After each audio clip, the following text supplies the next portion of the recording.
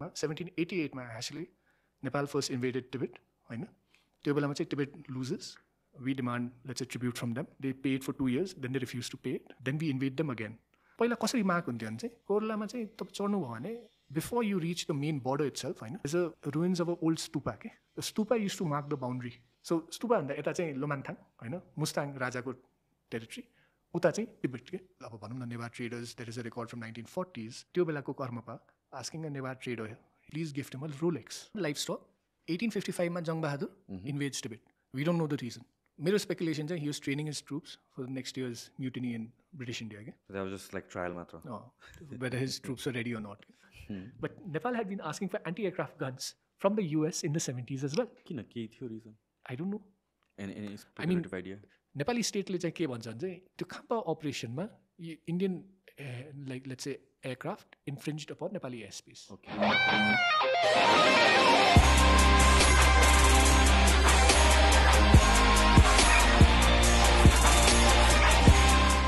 तपाईँको book All Roads Lead North, China-सँग relations को बारेमा हो. So what made you want to write this book?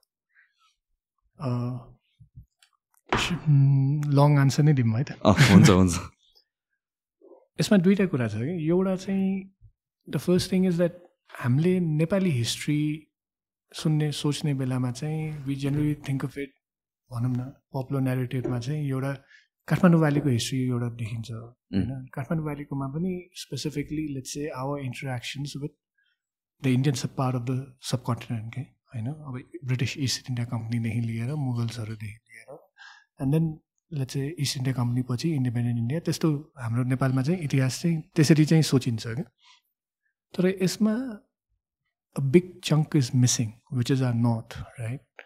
We have there is this popular imagination which is the second part is that the Himalayas are impossible, they are barrier होइन. त्यो interaction कहिले पनि भएन, एकदमै कम हुन्थ्यो भन्ने एउटा त्यो धारणा छ कि पर्सेप्सन छ. And I think that is wrong because if you look at history, we can see that one of the earliest interactions, let's say, obviously, Indian plains, but you can trace it way back, much longer. So the Tibet Sangha officially 7th century, which is, you can see Brikuti, all of that, right? But more than Brikuti, you can see that there was this Lichavi king called Narendra Dev. Narendra Dev चाहिँ उसको एकजना कजनले अथवा उसको एकजना भारदारले उसलाई ऊ चाहिँ लिच्छवी राजा थियो, उसलाई चाहिँ ओभरथ्रो गरेर Narendra Dev had to run away to Lhasa. And there, with the help of the Tibetan king, he took back the throne in Kathmandu. And at that same time, China ma चाहिँ there was this dynasty called the Tang dynasty. Tang dynasty ko ekjana general came all the way to Kathmandu, saw met people over here. One of the records of what we call Kailash Ko Bhavan also comes from him, होइन. अनि यहाँबाट Indian प्लेन्समा गएर होइन they fought a war. So Tibetans, Chinese and Nepali they combined to fight a war against an Indian king in the 7th century. Then we also have records of pilgrims. Xuanzang होइन, some of the famous भयो. Xuanzang never ended up in Kathmandu, but he wrote about Kathmandu. Same thing with Faxian होइन, लुम्बिनी त्यो बेलाको. So you can see there is this constant history. There's a constant interaction with the North. And I'm not just saying like China. Here, one thing is that also we have to remember is that history, it has to be distinguished between modern state history versus history generally. Ab China, Nepal, त्यो बेलामा नेपाल के थियो, नेपालको territory के थियो, Nepal was it a state or not? Those are different questions, right? It's the same with China. What was China like at that time? That's separate. So geographically, हाम्रो geographical history हेर्ने हो भने चाहिँ we have had long interactions with Tibet. We've had long interactions with China as well. It may have been interrupted. There have been, let's say, large भनौँ न during the Ming era. During the Ming era चाहिँ one embassy came here from China. They met the kings of Bonepa and they thought that they were the rulers of Nepal, whereas the Malla kings were the rulers. So the Mallas and the Ming dynasty never interacted. तर त्यो खाले इन्टरेक्सन्सहरू भइरहेको थियो.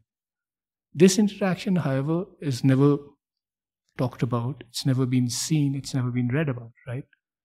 That is the first point. That is why I wanted to write about China and Tibet, both north. The second part is हाम्रो when we think about history, नेपालमा history हामीले जसरी सोच्छौँ नि, again like I said previously, Kathmandu भ्यालीको भनेर history सोचिन्छ, तर Himalayan regions अनि हाम्रो interactions with the Himalayan regions and beyond have gone much like it's been unrecorded and it's equally rich, होइन.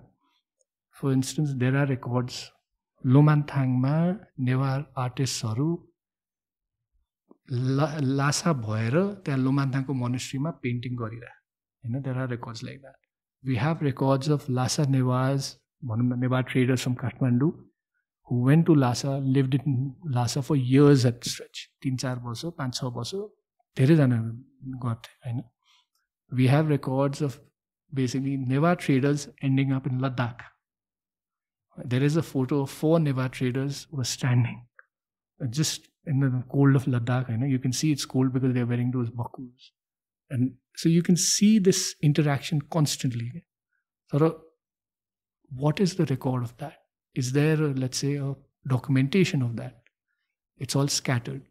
My goal was to bring it together, to bring this idea of how Nepal saw the north, how Nepal interacted with its north, Tibet, China, Himalayas, and how Nepal continues to do so even today.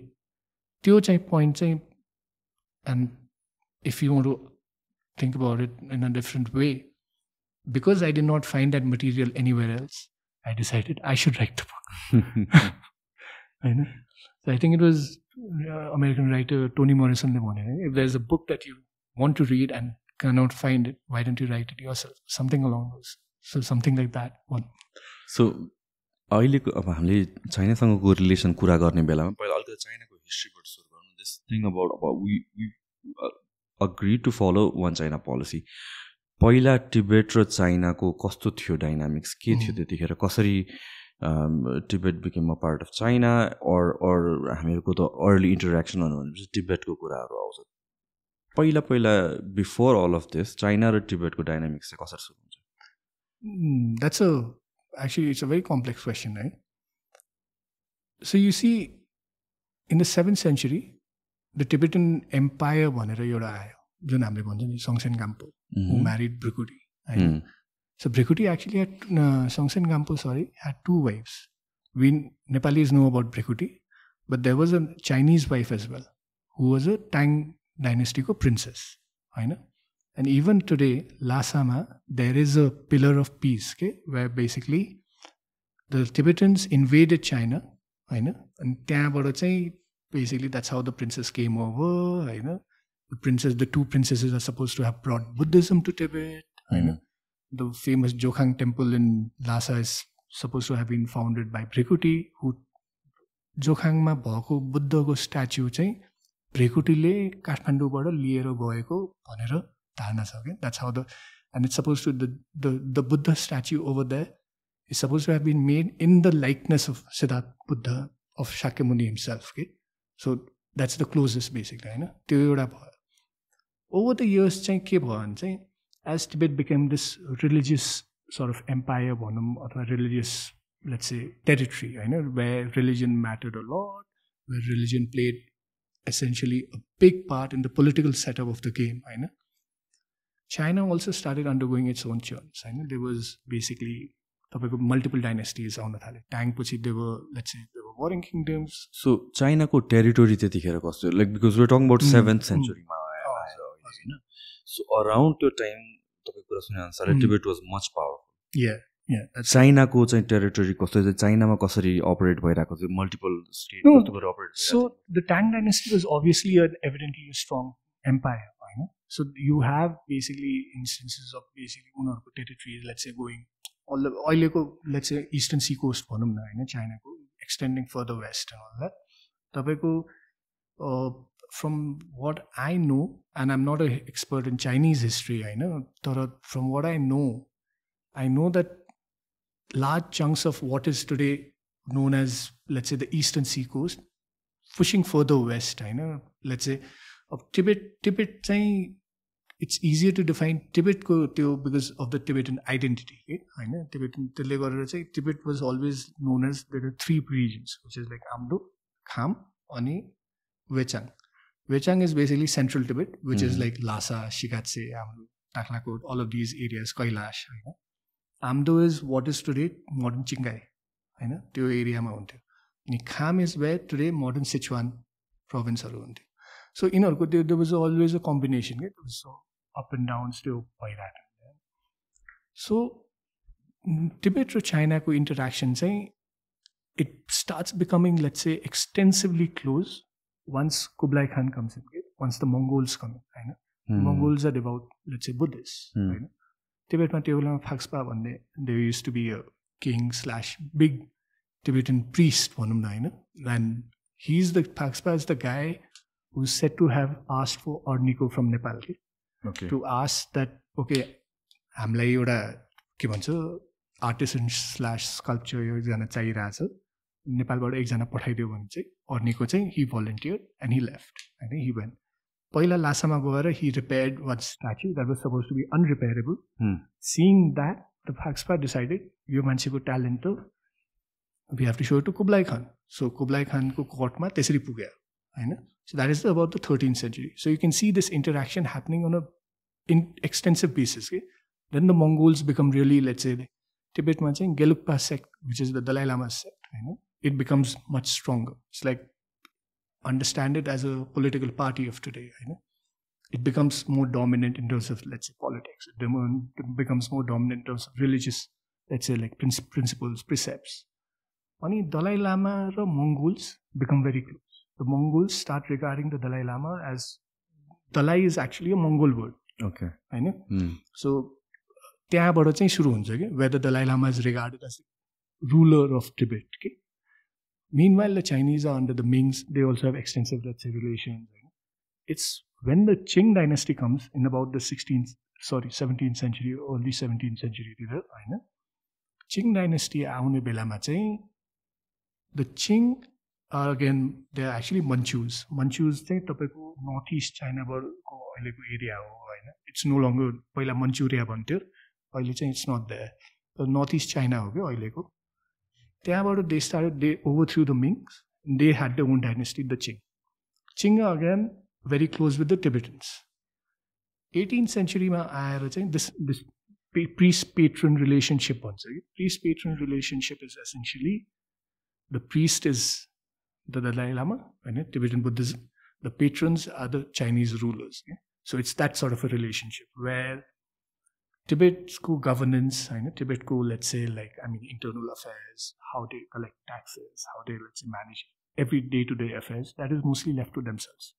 But when an external aggression or external threat appears, of the state is early 18th century, Junga, a Mongol horde comes in, and the Qing have to come in with their forces to defeat the Jungas.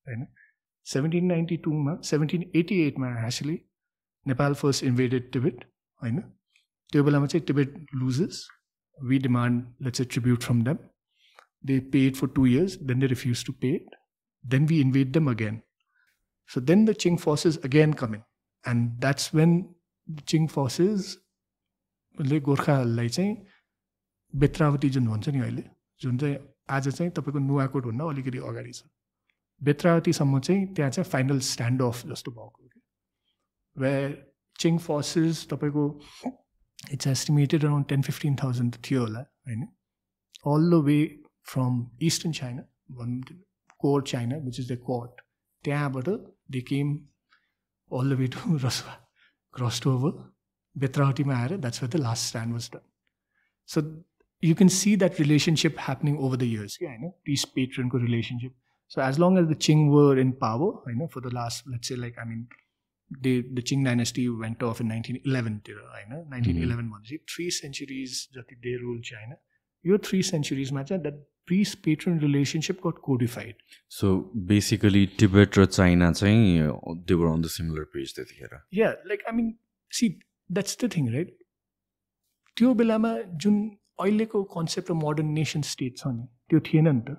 So the idea of a state was a very, very loose sort of a category. Okay. So let's say कि अब British India र नेपालको झगडा किन भएको होइन British India र नेपालको झगडा सिम्पल कारण के हो भने चाहिँ the Nepalese had a different idea of what borders meant. The British had a different idea. British thought कि एउटा लाइन हुन्छ कि border. It's like जुन अहिलेको modern border छ नि यो लाइन यता मेरो हो यता उता त्यता हो होइन नेपालीजहरूले चाहिँ कसरी सोच्थ्यो भने चाहिँ तपाईँ लेट्स से एकजना राजा होइन लेट्स से पाल्पाको राजालाई मैले हराएँ पाल्पाको राजाले चाहिँ जहाँ जहाँबाट कर उठाउनु हुन्थ्यो नि wherever he was raising taxes from wherever he was getting tribute, grains, जे भने पनि होइन त्यो सबै एरिया चाहिँ नेपालको सो नेपालको अन्डरस्ट्यान्डिङ चाहिँ त्यसरी थियो कि so that's how states in our part of the world earlier that के you could have multiple centres of power होइन एज लङ एज बेसिकली तपाईँको ट्याक्स कलेक्सन एकजनालाई भए पनि त्यो मान्छेले पनि अर्कोलाई पनि ट्याक्स पनि बुझाउन त्यस्तो देखिन्थ्यो कि so you have multiple levels of let's say payments you have multiple levels of let's say sovereignty multiple level blood sovereignty भने पनि हुन्छ and it's something very familiar to us also because that's how let's say हामीले चाहिँ गरिराख्ने भनौँ न हाम्रो नेपालमा चाहिँ त्यसरी नै भइरहेको थियो so coming back to China र टिबेटमा चाहिँ त्यसरी नै बुझौँ न होइन so I won't consider it that whether it was, let's say, Tibet was a part of China or like where China and Tibet were together on the same thing. I would instead look at it as a historical process where this interaction, you duizana thulo states haruko, each with its own ideas about governance, each with its own ideas about populations, and कसरी manage गर्ने त्यो सब external affairs. All of those are coming together in a priest-patron relationship. So, भन्नु 19th century सम्म चाहिँ त्यो specific borders भने दुईजनाकोमा त्यसरी थिएन दे वर लाइक दुवैजना सिमिलर एरियाको हो अनि त्यसपछि सिन्स दलाई लामा यहाँ छ अनि त्यसपछि मिङ डाइनेस्टी चिङ डाइनेस्टीले चाहिँ उसलाई अब रेस्पेक्ट गर्ने हिसाबले भएकोले चाहिँ सिमिलर वेमै अपरेट गर्छ अनि एउटा अर्को के छ भने चाहिँ चिङहरूले आफ्टर द त्यो बेलामा चाहिँ चिङहरूले लासामा दुईटा अम्बन भनेर राख्थ्यो कि हु दे रिप्रेजेन्टेटिभ्स एम्बेसडर भने पनि हुन्छ अथवा रेजिडेन्ट भने पनि हुन्छ होइन they use to basically control or they use to let's say influence foreign/political decisions टिबेटको सो यो डाइनामिक्स पनि जसरी तपाईँले अघि भन्नुभयो 12th-13th सेन्चुरीसम्म कुब्लाई खानको बेलासम्म चाहिँ Tibet was much powerful China compare to China त्यतिखेर होइन 12th सेन्चुरीसम्म चाहिँ I think China had become the Mongols had come Genghis Khan Kublai Khan I think was a grandson if I remember correctly Kublai Khan was I think a grandson 12th century when Genghis Khan 12th century ma so Kublai I think comes in about the 13th century so त्यसरी चाहिँ you can see that dynamic playing over there okay so historically हेर्ने हो भने चाहिँ हाम्रो अहिले Tibet has been a part of China officially in terms of modern state post 1950 okay के भयो भने चाहिँ चिङ डाइनेस्टी गट ओभरथ्रोन अराउन्ड 1911-1912 होइन आई थिङ्क 1912 नै हो अनि 1913 Tibet declares independence Tibet says that okay we don't want to do anything with China anymore होइन we have declared our independence weren't they independent already that's the other thing how do you define independent होइन if you are defining from the modern term then not necessarily true. But because we were Nepalese were minting coins for Tibet for a very long time. So, aaj aayera ta no other country mints someone else's coins or currency. That's the basic area of control. That's what I was saying. What is the notion of modern sovereignty? Notion of modern territory, modern states. These are very new things. This is over the past 100-150 years. यो चाहिँ हामी कहाँ colonialism British colonialism होइन त्यो जहाँ इन्डियाबाट आयो होइन त्यो आइडिया चाहिँ इन्फ्लुएन्स गरिरहेको that we need to have fixed borders that we need to that a person can not be part of let's say double citizenship हुँदैन थियो होइन हुन्न तर पहिला त सबैको डबल सिटिजनसिप हुन्थ्यो सो इन अ वे एउटा कल्चरल बोर्डर जस्तो थियो सो एउटा यु क्यान से द्याट अब जस्तै मुस्ताङमा होइन इट्स भेरी इन्ट्रेस्टिङ मुस्ताङमा जुन ट्रेडिसनल बोर्डर थियो it was today also it's the modern border, which is Koirala. तर पहिला कसरी मार्क हुन्थ्यो भने चाहिँ कोइरालामा चाहिँ तपाईँ चढ्नुभयो भने before you rich the main border itself, होइन, there's a ruins of an old stupa. Okay? The stupa used to mark the boundary. Okay. So stupa भन्दा यता चाहिँ लोमान्थाङ, होइन, मुस्ताङ राजाको टेरिटरी, उता चाहिँ तिब्बत के र दलाई लामाको टेरिटरी भन्ने जे हो. But it was, I mean, you didn't need passports, you didn't भिजाको त्यो केही थिएन, so you could just cross over. It's like basically one way of understanding how borders worked in the old days, भनौँ न, is to understand India-Nepal border today beyond the major crossings. के धाचुला भनौँ न, पुल cross गरेर पारी गयो, पढ्न गयो, राति सुत्न घर आयो, त्यस्तो हो. So borders, as we think of it today, as restrictive sort of lines, where you need permissions to cross, these are very new things. These are things that have been introduced to us because of colonialism, of Westphalian ideas of governance, of state making. So नेपालको इन्टरेक्सनको अब again हामीले अलिकति briefly discuss गर्यो तिब्बत र चाइनाको dynamics, होइन. So 1950s देखि चाहिँ separate हुन थाल्छ. No, 1950 मा चाहिँ Tibet becomes a part of China. Okay. Or Tibet becomes part of the People's Republic of China. Okay. होइन. 1950 is also when the People's Republic of China becomes Nepal's neighbor. Okay. Until then, Tibet is our neighbor. Okay. So in a way, Chinaले Tibet take over गरे जस्तो भयो त्यहाँ. So what incident को कारणले यो सबै हुन्छ? There's no particular incident as such. It's just like slowly happening over the years. It's basically, it's like thinking about, there's a particular term in national, let's say, relations, but irredentism. Irredentism is basically to desire all historic territory, of just हाम्रो नेपालमा greater नेपालको idea भने जस्तै. Just because we rule Sikkim at one time, there's all Uttarakhand at one time, and for a very short time actually, Garhwal we ruled for I think 7 years or something like that. There is still a portion of people, a number of people who think that Garhwal त नेपाल नै हो, फिर्ता आउनुपर्छ भन्ने एउटा जुन छ नि. The Chinese basically 1911-1912 मा जब Chinese revolution भयो, the Qing dynasty gets overthrown, then there's a republic era that comes up. Sun Yat-sen, the communists also, nationalists, Chiang Kai-shek, all these guys come in. And what they realize is, which is something that still influences a lot of Chinese foreign policy, is that colonialism, European colonialism has really hurt them for the past, what they call the century of humiliation, which is basically that the foreign powers are taking away their trading rights, foreign powers are sort of dominating them, foreign powers are supplying them with opium, and foreign powers are collaborating with regions or territories such as Tibet, such as Xinjiang, to ensure that they don't, the foreign powers retain full control over them. Obviously, Tibet, British India had a lot of influence. British India, I think the UK and Russia signed a treaty in 1906, 1905, something like that.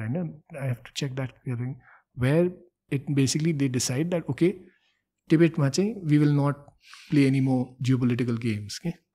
Like where basically one is, the great game sort of ends over there, because British supremacy is achieved in Tibet. So the Chinese are always, when the Chinese go through this revolution, when they go through this era of resurgence of new ideas, revolution they start thinking of these new ideas, and they realize all of these territories, they were part of China once. They have to come back to China. So that's how Xinjiang, Tibet, then oile jun South China Sea ma inorko claims Taiwan, Taiwan is also, that's how they claim on China. They are saying that Taiwan ma Chiang Kai-shek government, Chiang Kai-shek, when he got defeated by Maoist forces, which is the communist forces, Chiang Kai-shek escaped to Taiwan. And Mao, let's say, declared, we're going to take that over. But that remains one of the state core goals. Your state ko jun goal हुन्छ नि होइन. Obviously there is a goal that 2049 हामी fully developed हुन्छ. Those are economic goals. Political गोल्समा चाहिँ Taiwan reunification remains a major goal, right? So त्यो चाहिँ हुन्छ कि. So Tibet becomes part of China through this, where Tibet declares independence. The Chinese are like especially the PRC or भनौँ न the PLA forces, they like no, यो चाहिँ हुँदैन. So then October 1950, if I remember, 31st October 1950 मा चाहिँ they enter एउटा region a little west of Kham, which is modern day Sichuan होइन. They enter Kham with proper military forces and of course they are much better trained, they are much better equipped and they run over Tibetan forces. Tibet realizes there's no way that we can, let's say, like, there is no military assistance coming from the US, there's no military assistance coming from UK, India is also not giving them any assistance. And interestingly, 1855 मा जुन हामीले treaty sign गरेको थियो नि टिबेटसँग, one of the clauses is that we would come to each other's, let's say, support if third power invades us. So technically, we were supposed to go to China, Tibet's aid. They invoked that. But we kept quiet about it because we are going through our own churn. Because British India also never, let's say, like, decided to do anything. So Tibet realized no help is coming. What they then did was they signed something called the 17-point agreement. So 17-point agreement ma chahi, Tibet then becomes a part of China. It becomes officially a part of China. It becomes an autonomous region that has its own identity, and China is respecting its cultures, respecting its values, all of that. So that's how. Okay? So नेपालको relation चाहिँ अब like in terms of ट्रेडबाट कहाँबाट हामीले सुरु गर्नुपर्छ नेपालको relation टिबेटसँग हेर्दाखेरि? Origin के हो? One way we can say Bhrikuti herself. भ्रिकुटीलाई देयर पठाउनु बेलासम्म त्योभन्दा अगाडि पनि केही भयो होला जसले गर्दा चाहिँ भ्रिकुटी लिन आयो त? मैले वी डोन्ट ह्याभ रेकर्ड्स के. I am sure we must have had, तर रेकर्ड्सको बिना चाहिँ it's difficult to really, let's say, like, because we know that the Swayambhu existed before that. We know Bahadur stupa existed before that. Both of these stupas are very, very important to Tibetans. Right? There are a lot of sites in and around Nepal Valley, right? Obviously, Phorping. Padmasambhavko Gufa is still very, very important. Halisi Mahadev, right? Timal. All of these places are very, very important. Namo Buddha. Right? To the Padmasambhav lore, right? To the Padmasambhav myth. Ani Tibetans, the Padmasambhavko religion, that connection is very, very. Padmasambhav is regarded as the second Buddha, right? Tibetan Buddhism, right? So, of course, there must have been relations. Of course, there must have been trade. Bhrikuti and Napaila, I'm sure there must have been. For instance, there is one record, and we don't know, we just know that a Buddhist text reached Tibet in the 3rd century from Nepal Valley. But we just know that the text reached. Beyond say, at least I don't have any more information. I'm sure there are other scholars who are doing much better work on this. So they must be having more information on that. But I'm pretty certain they hola. Officially, anyone say, or otherwise, I mean, if you want to regard it as, let's say, when the records began, right? I mean, like I said, Bhrikuti is taking art from here. Let's say Jokhanko, if the lore is true, Bhrikuti is taking art from here. That means that Nepali art was already famous in the 7th, 8th century. Right? We know that Tibetan monks used to come to Patan, to Mahavihars here, to study Buddhist, let's say, like, literature, to Buddhist translations, Buddhist texts. We know Orniko happened in 12th, 13th century. So we know that 13th century Nepali arts were very, very famous. All across the Himalayan region, wherever Buddhism and Hinduism mix into, Nepali arts were famous.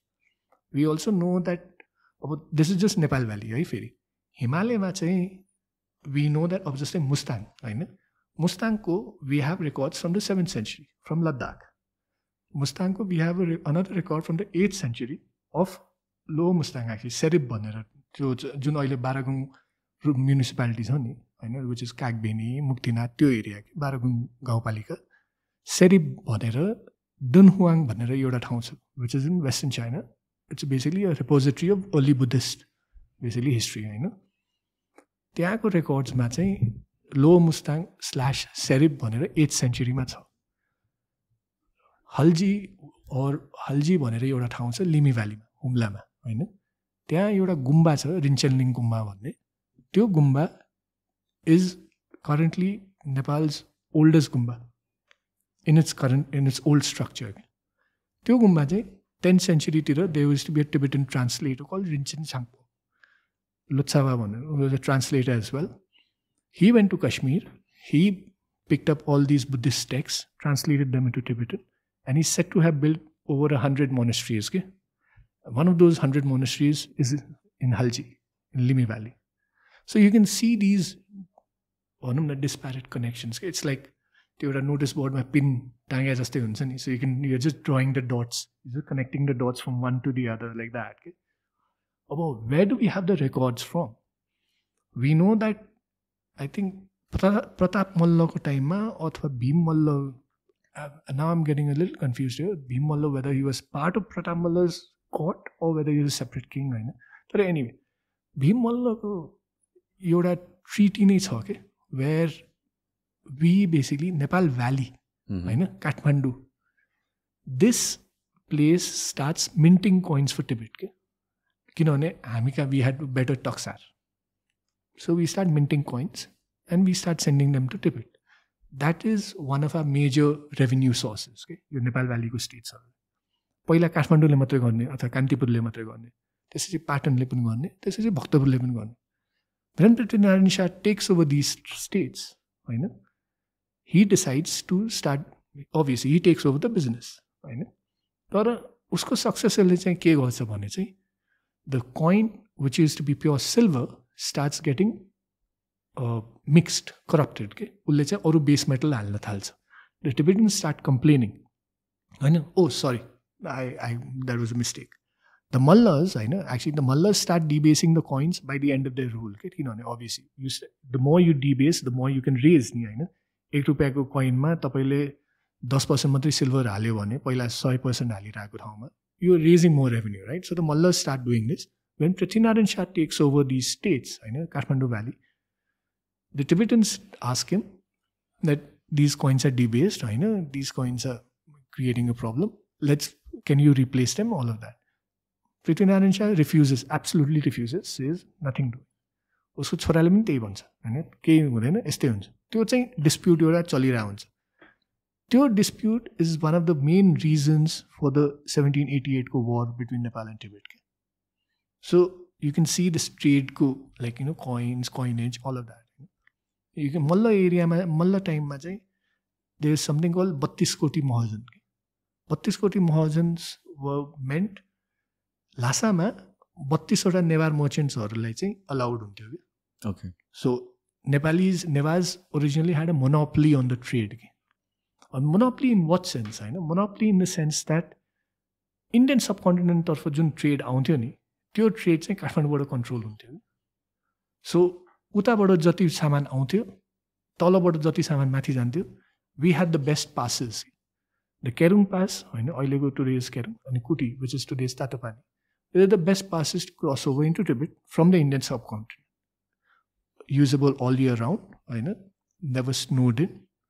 अनि सो people were constantly using that. So Kathmandu's traders control that trade. Okay? The Himalayan big scale trade, that is what we control. That was where, let's say, Kathmandu made its money, or Nepal Valley made its money. From this entrepot trade between the Indian subplains and the Tibetan highlands. त्यसरी basically, obviously Tibet ma चाहिँ उताबाट चाइनाबाट तपाईको चिया आउँथ्यो, हैन, let's say तपाईको कश्गर उताबाट चाहिँ सिल्क रोडसँग पुरा कनेक्सन नै छ, हैन। तर we were not, Kathmandu was not part of the silk road, but it was part of the offshoot of the silk road. Because the silk road people imagine oh एउटा highway जस्तै हो, it was never that. It was basically a network that just radiated, भनौँ न। So there is a very interesting diagram, एकजना Dutch geographer छ क्या, banks पेङ्गिन भनेर, that त्यो डायग्राममा उसले के देखाउँछ भने चाहिँ Lhasa as the center of Himalayan trade, and all trade networks are radiating out of Lhasa. Okay? So Kathmandu पनि आउँछ, हैन, मुस्ताङ भएर पोखरा जान्छ, तपाईँको वेस्ट भएर कैलाश भएर लद्दाख पुग्छ होइन, तपाईँको सिक्किम डाउन जान्छ, असम जान्छ, क्यालकाटासम्म पुग्छ. So you can see these networks कि कसको भन्नुभयो हामी त विम भ्यान स्पेङ्गेन. खोजौँ त म्याप. ओके, त्यो map I'll send it to you separately. अहिलेको रेफरेन्सको लागि पनि हेर्दै गरौँ न त हामी. त्यसो भए त्यो मसँग देखाउनुपर्छ होला. इन्टरनेटमा पाउँदैन? इन्टरनेटमा होइन, त्यो किताबमा छ क्या. ए okay. You can see in this network, Lhasa is the center of this Himalayan economy. Yeah. होइन, you can see coming down to Kathmandu, to Patna, होइन, पोखरा, मुस्ताङ, ट्राडुम भनेर मुस्ताङभन्दा पारी छ, त्यहाँबाट अल्मोडा पनि उतापट्टि जान्छ, श्रीनगर जान्छ, तपाईँको कश्गर जान्छ. So you can see this. So my point is that हामीले भनौँ न हिमालयलाई कसरी पर्सिभ गरिरहेछौँ होइन. हाम्रो पर्सेप्सन चाहिँ there's a lot of colonial ideas about the Himalaya, where the Himalayas becomes this barrier, where interaction across the Himalaya is not possible. मान्छेहरू interact नै गर्दैन थियो जस्तो एउटा जुन आइडिया छ. This breaks that down, this demolishes that idea completely नि. And काठमाडौँको आफ्नै एक्सपिरियन्स होइन एज एन अन्टरप्रेन्योर टाउन होइन, making money from this trade, where Tibetan monks are let's say maintaining Swayambhu, they are maintaining Boudha होइन. We are basically enclose. अब भनौँ न Newar traders, there is a record from 1940s of त्यो बेलाको कर्मपा asking a Nevar trader, one of the big Nevar traders, to please gift him a Rolex. होइन. And त्यो बेलाको कर्ममा चाहिँ यहाँ नेवार ट्रेडरको घरमा आएर 2 दिन बस्ने, ध्यान गर्ने होइन, टिचिङ्सहरू गर्ने. So these connections right, coming back to the first question that you had, हामीले कसरी ट्रेस गर्ने होइन, यो अहिलेसम्म डकुमेन्टेसन किन भएको छैन, यो कनेक्सन्सहरू कसरी गर्न सकिन्छ. सो यो ट्रेड नेटवर्ककै कुरा गर्दाखेरि पनि I mean it's understandable Nepal कसरी टिबेटसँग ट्रेड गर्न पुग्यो या इन्डिया कसरी टिबेटसँग ट्रेड गर्न पुग्यो, किनभने चाहिँ इमिडिएट नेसन भयो. तर यत्रो network which is dependent upon Lhasa या Tibet, how does that happen, किन लासासँगै डिपेन्डेन्ट छ? So again Lhasa over here is a sort of a center for a lot of places. तपाईँ सिचुवानबाट पनि आउनु मिल्यो होइन, तपाईँको बेजिङबाट पनि आउनु मिल्यो, चिङ्गाई हुँदै अथवा सिचुवान हुँदै. तपाईँको लासाबाट मङ्गोलिया पनि पुग्नु मिल्यो होइन, तपाईँको लासाबाट वेस्ट कश्गर, सिन्जियाङ त्यहाँ पनि पुग्नु मिल्यो. श्रीनगर पाकिस्तान, अहिलेको मोडर्न डे पाकिस्तान भनौँ न, Srinagar, Baltistan, Ladakh, all of these places can be reached through Simla होइन. थ्रु बेसिकली सिमला त ब्रिटिस टाउन भयो, तर अल्मोडा, रामपुर यो ठाउँहरूबाट तपाईँको दिल्लीसम्म पनि पुग्नु मिल्यो. And one of the oldest text of the Indian sub continent होइन, विच इज द अर्थशास्त्र. अर्थशास्त्रमा चाहिँ त्यही छ क्या, द्याट चौरीको जुन त्यो तेल हुन्छ नि, what we call as chamaro, that is still used हाम्रो देवी देवताहरूले, त्यो हाम्रो राजाहरूले गर्ने होइन. त्यो अर्थशास्त्रमा त्यही छ कि चौरीको तेल is one of those holy things that is use in all religious / high political. अब राजालाई जहिले पनि चौरीको तेलले, त्यो तेलको फ्यानले त्यो हम्काउने क्या. So things like that right. So you can see the हाम्रो where the interruption comes in our way of seeing this Himalayan economy is colonialism के. ब्रिटिस कोलोनियलिजमले के गरिदिन्छ भने चाहिँ यो हिमालयलाई चाहिँ एउटा ब्यारियर भनेर सम्झिन्छ कि.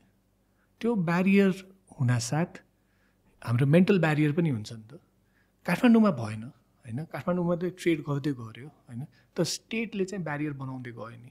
स्टेटले चाहिँ सोच्यो ओ नेचुरल ब्यारियर, हामीले कति अहिले पनि सुन्छौँ नि, Himalayas are a natural barrier, but for whom होइन. The whole point of discovering these passes होइन, अफ होल पोइन्ट अफ हाम्रो भन्ज्याङहरू होइन, अब कोर्लादेखि लिएर नाङपाला विच इज खुम्बुमको साइडमा, all of that is people could cross over. They may not be able to cross over during peak winter, तर अरू सिजन्समा त सकिन्छ नि. So you can see that interaction happening. It may not have been at the scale of let's say Indian subcontinent होइन. Indian अब ग्यान्जेटिक प्लेन्समा त high population भयो होइन, इस्टर्न चाइनामा पनि because of great agriculture productivity high population centres भयो. So it may not have been as big a population center as let's say these places. that trade, that interaction was constantly there. Himalayan people basically are people who have always been on the move. Okay? Hamro mobility was always been constant. That is one thing that has always been constant for us. Okay?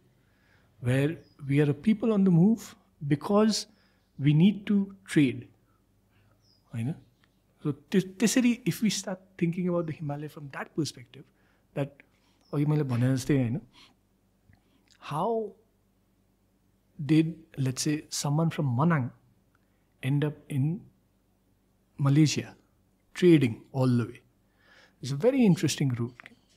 Manang ko manchele पहिला जडीबुडी collect गर्छ वरिपरि, यार्सा, Jimbu, all of this, which is common even today. They come to Kathmandu. They exchange it for further goods. They go further down to Patna. They exchange it for further goods. Then go towards Calcutta. Or they go towards Assam, Uta side. They exchange it for further goods. They enter Burma. Burma, which is where jewels, rubies start coming into the picture. They start exchanging for rubies. Go further down. That's how they end up in Malaysia. Tony Hagen, 1950s, Manang jane belama, he was shocked to see that people had Rolex watches. So, if we regard, that's the thing, हामीले हिमालयलाई कसरी imagine गर्ने भन्ने question हो क्या. हामीले हिमालयलाई remote, ancient, stuck in time, एउटा medieval खाले इरामा अड्केको छ भनेर हामीले बुझ्यो भने चाहिँ द्याट्स सेपरेट पर्सेप्सन. तर if you imagine the Himalaya as a dynamic place where the biggest challenge of mobility was overtaken by, let's say, on foot or by pack animals. As long as technology basically remained, global technology remained the same, of mobility by foot or mobility over land, it was fine. Himalayas were part of this broader network, like I said, Silk Road networks. As soon as the modern industrial revolution comes in, that's where the Himalayas starts taking a backward place. हामी कहाँ त्यो means of production, the scale of production नै आउनु मिलेन नि. Modern implements, modern techs like roads त हिमालयमा अहिले आएर, नेपाली हिमालयमा त अहिले आएर बनिरहेछ नि त, होइन. The technology did not reach us, and that is why it's termed as remote. So remote is relative to technology. Remote is relative to distance. If I'm like sitting in the US, someone sitting in New York, they think, oh, I have to fly to Kathmandu. Man, that's really remote. It's very common to hear it. But is it really? So what is remoteness? कुनै ठाउँ नि एउटा remote भएर कसरी जान्छ? That itself is a great way of thinking about places, thinking about histories, thinking about people. Because हामीले अब भनौँ नेपालमा पोभर्टीको कुरा गर्ने हो भने, हिमालमा पोभर्टीको कुरा गर्ने हो भने, I mean, it's not like the people did not realize that they cannot grow enough food. Of course they did. You know what your land can produce. And that is why they came up with multiple solutions. That's why they started trading. That's why they started raising livestock. So there are solutions, right? People come up with solutions for these problems. हामीले त्यसलाई कसरी हाम्रो, let's say, world view, हाम्रो, let's say, policy making मा integrate गर्न सक्छ. Now that is a challenge we have to overcome. हैन. So टिबेटसँगको कुरा गर्दाखेरि टाइम एन्ड अगेन मेरो बल एउटा कुरा जहिले पनि भन्नुहुन्छ, there is this war, I think त्यही कन्फ्लिक्टको कुरा होला जुन तपाईँले अघि मेन्सन गर्नुभयो कि अरू कुनै छ वेयर टिबेट हार्छ अनि टिबेटले चाहिँ त्यसको बापत नेपाललाई एभ्री इयर कति के लाइफ स्टकहरू के दिनुपर्ने भनेर भन्छ. त्यो 1855. So not life stuck. 1855 मा Jang Bahadur invades Tibet. We don't know the reason. We really don't know the reason even today. Like, I mean, at least I don't have a definitive reason of why he started the war. Speculation के छ? मेरो speculation चाहिँ he was training his troops for the next year's mutiny in British India. Okay? So that was just like trial मात्र. No, whether his troops were ready or not. And it was also a way for him to assert full military control over. We have to remember he came into power 1850. This is just speculation. This is, I could be completely wrong. Right. त्यो war चाहिँ Tibet हाल्छ होइन. After that, Tibet has to pay Nepal 10,000 rupees a year, every year. त्यो चाहिँ एउटा त्यो के भन्छ भेट जस्तो एउटा चढाउनु पर्छ होइन. That 10,000 rupees continued till 1952. 1952 मा चाहिँ it suddenly stops. Nepal Sarkar asks Tibet, where's the money? Tibet tells Nepal Sarkar, talk to China. Right? Because they are now. And China tells Nepal, no, nothing doing. 1955 ma, when we signed the treaty with China, all previous treaties, all previous agreements are abrogated. So त्यसरी हुन्छ. So trade कसरी सुरु भयो त हामीले एउटा certain वेमा कुरा गऱ्यौँ. ट्रेड बाहेक हाम्रो चाइनासँगको रिलेसन्स चाहिँ कस्तो? ट्रेड बाहेक चाइनासँग चाइना प्रपर भन्ने कि China including Tibet. Including Tibet. See politically can we separate these किनभने हिस्ट्रीमा जाँदाखेरि त I think we can separate them without, let's say, infringing on the one China policy. Right? Because, like I said, 1950 on the for a period of 3 decades, Tibet let independence declare. So that's a separate thing altogether. How our interactions apart from trade were, like I said, 1788 my war, 1792, which goes on. You could consider it a 4-year war for all practical reasons. Qing forces coming in.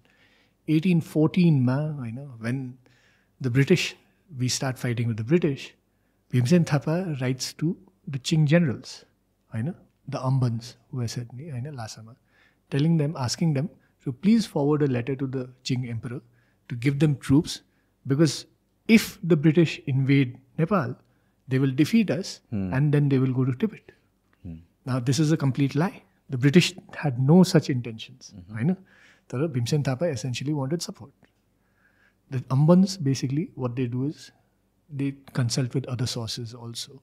They tell Bhimsen Thapa, sorry, nothing doing. Hamro emperor ko esto kunai policy chaina to come to others' assistance. So that becomes that. The Qing are also separately talking to the British in any case. The point is that we start playing this China card back then. 1814 when British India sort of invades us, हाम्रो जुन war हुन्छ नि East India Company सँग, त्यो बेला British India त भन्दैन, East India Company भनौँ न, East India Company सँग जुन war भयो नि, we start playing the China card. That हेर यो East India Company हामीलाई हराउँछ, तिमीले हामीले सहायता दिएन भने यिनीहरू त टिबेट खाइदिन्छ भने त्यस्तो खाले थ्रेट राख्छ कि. So you can see these sort of interactions. And then for this long period, the Qing undergo a contraction. Unarkoma opium wars, there's a Taiping rebellion, Boxer rebellion. They start going on contraction in which their power is increasingly being eroded on. Foreign powers start, like I said, colonial infringement, colonial rights, they start creating enclaves where colonial laws apply. So the Qing have become severely like contract war. Tara pani, 1792 war pachi, there was one of the terms of the agreement, the peace treaty, was that every 5 years, Nepal would send a tribute mission, a mission to the Qing court in Beijing. Now, the Chinese interpret this as tribute mission. The Qing historians, they interpret उनीहरूको भाषामा चाहिँ tribute. हाम्रोमा चाहिँ मामुली सौगात भन्छ कि, which is a gift. This continues till 1906, 1908. So we are not sending every 5 years त्यसमै, तर in Rana times it's a lot more common. Junga Bahadurको time we are sending it a lot more commonly, 5 years ma. So we are sending missions to the Qing court, where basically we're meeting with Tibetans, we're meeting with foreigners, we're meeting with East India Company men who have stuck in Beijing court or Ruma. So these things constantly happen, where we are selling on the sly. Nepal live in opium based in on these missions होइन पैसा उठाउनलाई so that things like these. So त्यो चाहिँ 1906 1908 सम्म हुन्छ होइन like S त्यसपछि चिङ dynasty उनीहरूको implode हुन्छ होइन republic takes over then for about 30 years or so it's very vague in that China is so caught up in its own world in its domestic issues that they are not reaching out massively to Nepal. We see that 1928-29 मा होइन नेपाल र टिबेटको almost वारै भएछ हुन्छ कि basically there is one half Nepali half Tibetan man होइन call Gyalpo ऊ चाहिँ टिबेटन्सहरूले अरेस्ट गर्छ for some charge or the other जेलबाट ऊ भाग्छ नेपाली एम्बेसीमा आएर घुस्छ लासामा टिबेटन फोर्सेसहरूले चाहिँ नेपाली एम्बेसीभित्र घुसेर उसलाई बाहिर तानेर they take him back to prison, they torture him really badly, and he dies. And this becomes a cause of conflict, where Nepal's forces are full alert. War ko state mein chandra samshay thiyo tyo bela full alert ma jancha haina. British India starts mediating haina in this that don't go to war guys, both of you are friends, we don't want our friends to go to war types ko. So यो केसमा चाहिँ अब जस्तो कि अहिले India र चाइनाको dynamics अब हेर्ने हो भने चाहिँ they're not very good with each other होइन पहिला कस्तो थियो रिलेसन इन्डियाको जब उनीहरू चाहिँ ब्रिटिसको अन्डरमा थिए र ब्रिटिसको अन्डरमा नहुँदाखेरि पनि टिबेटसँग हामी डिल गरिरहेछौँ होला त्यो बेलामा त्यो पोइन्टमा हामीले चाइना भन्दैन होला उनीहरूको रिलेसनसिप कस्तो थियो कुन बेलादेखि डिटोरिएट हुन थाल्यो इन्डिया र चाइनाको see I don't know a lot of details over there होइन British India also I don't know a lot यसमा चाहिँ एउटा चाहिँ obviously which is well known which is the opium wars right like I mean the reason the opium begins to be exported to China by British is that the British are importing tea from China I know they're importing tea to such an extent that I think उनीहरूको वर्षको 10% of foreign revenue I know 10% of revenue is just going for tea. There's some crazy statistics like that 10% of revenue चाइनाको आइरहेछ होइन British revenue expenses ब्रिटिसको revenue होइन ब्रिटिसको expenditure is on tea from it's paying going to China के होइन and China does not buy anything from British China basically says we don't have anything that you. Now when we say Britishको 10% of expenses भनेको the entire UK को all of Great Britain basically including its colonial holdings everything like wow that's so massive that's a massive sum where they are drinking tea like anything I know so the British realize that we don't all our silver I know they have to pay Chinese in silver so all the silver is going to China I know Chinese don't buy anything for us but we have to do something to offset this what they do is they cultivate opium in the poppy in India, Bihar, Champaran, all of these places, I know. The Parsis are the big time dope dealers, I know, who are basically shipping the opium, and that's how the revenue is being offset. You know, the trade balance ko kura garcha ni हैन the British started exporting opium to China to balance out the trade deficit. Okay? So that was entirely designed. Yeah, it was a design policy. Amitabh Ghosh actually has done a very good recent study, Smoke and Mirrors. Essentially, that is where you can see the century of humiliation begin from. You can see that there is a design policy of intoxicating an entire population. Where opium is just being exported so that you have to pay for the tea somehow. You're paying for the tea, but why should I pay for, why should I be importing? I want to export something. And what the British exported was opium. So that's what I know. I know. This is a detail. There is obviously other missions and all that. I know. But, so, sorry. So हामीलाई के idea छ कि भन्नु so 10% of entire expenses British Empire को गइरहेको छ टीको लागि जुन ओपियम ट्रेड गर्यो त्यसले कतिको ब्यालेन्स अफसेट गर्छ भनेर No, that I really have to check that numbers. I think मैले भने नि Amitabh Ghosh has actually done a detailed study about this. तर more than the let's say the offsetting of the revenue or the deficit, it's also the weakening of the population. होइन, where British influence was their intent with intent नै गरे हो र त्यो? I mean, it's retrospectively हेर्ने बेलामा त intent त देखिन्छ नि त.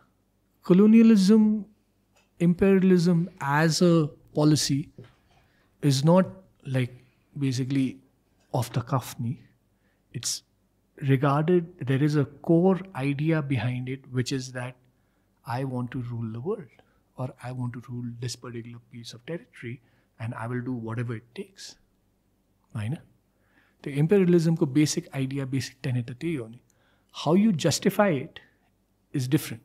So for instance, you can justify it saying I'm bringing civilization to the heathens, the common one. होइन, the other जुन हामीले भन्ने बेलामा white man's burden भन्छ नि, होइन, you come to these undeveloped places and you want to develop them, like, you know, इन्डियामा अहिले पनि भन्छ नि, oh, the British gave us railways, but they may have given you railways, but they took away so much.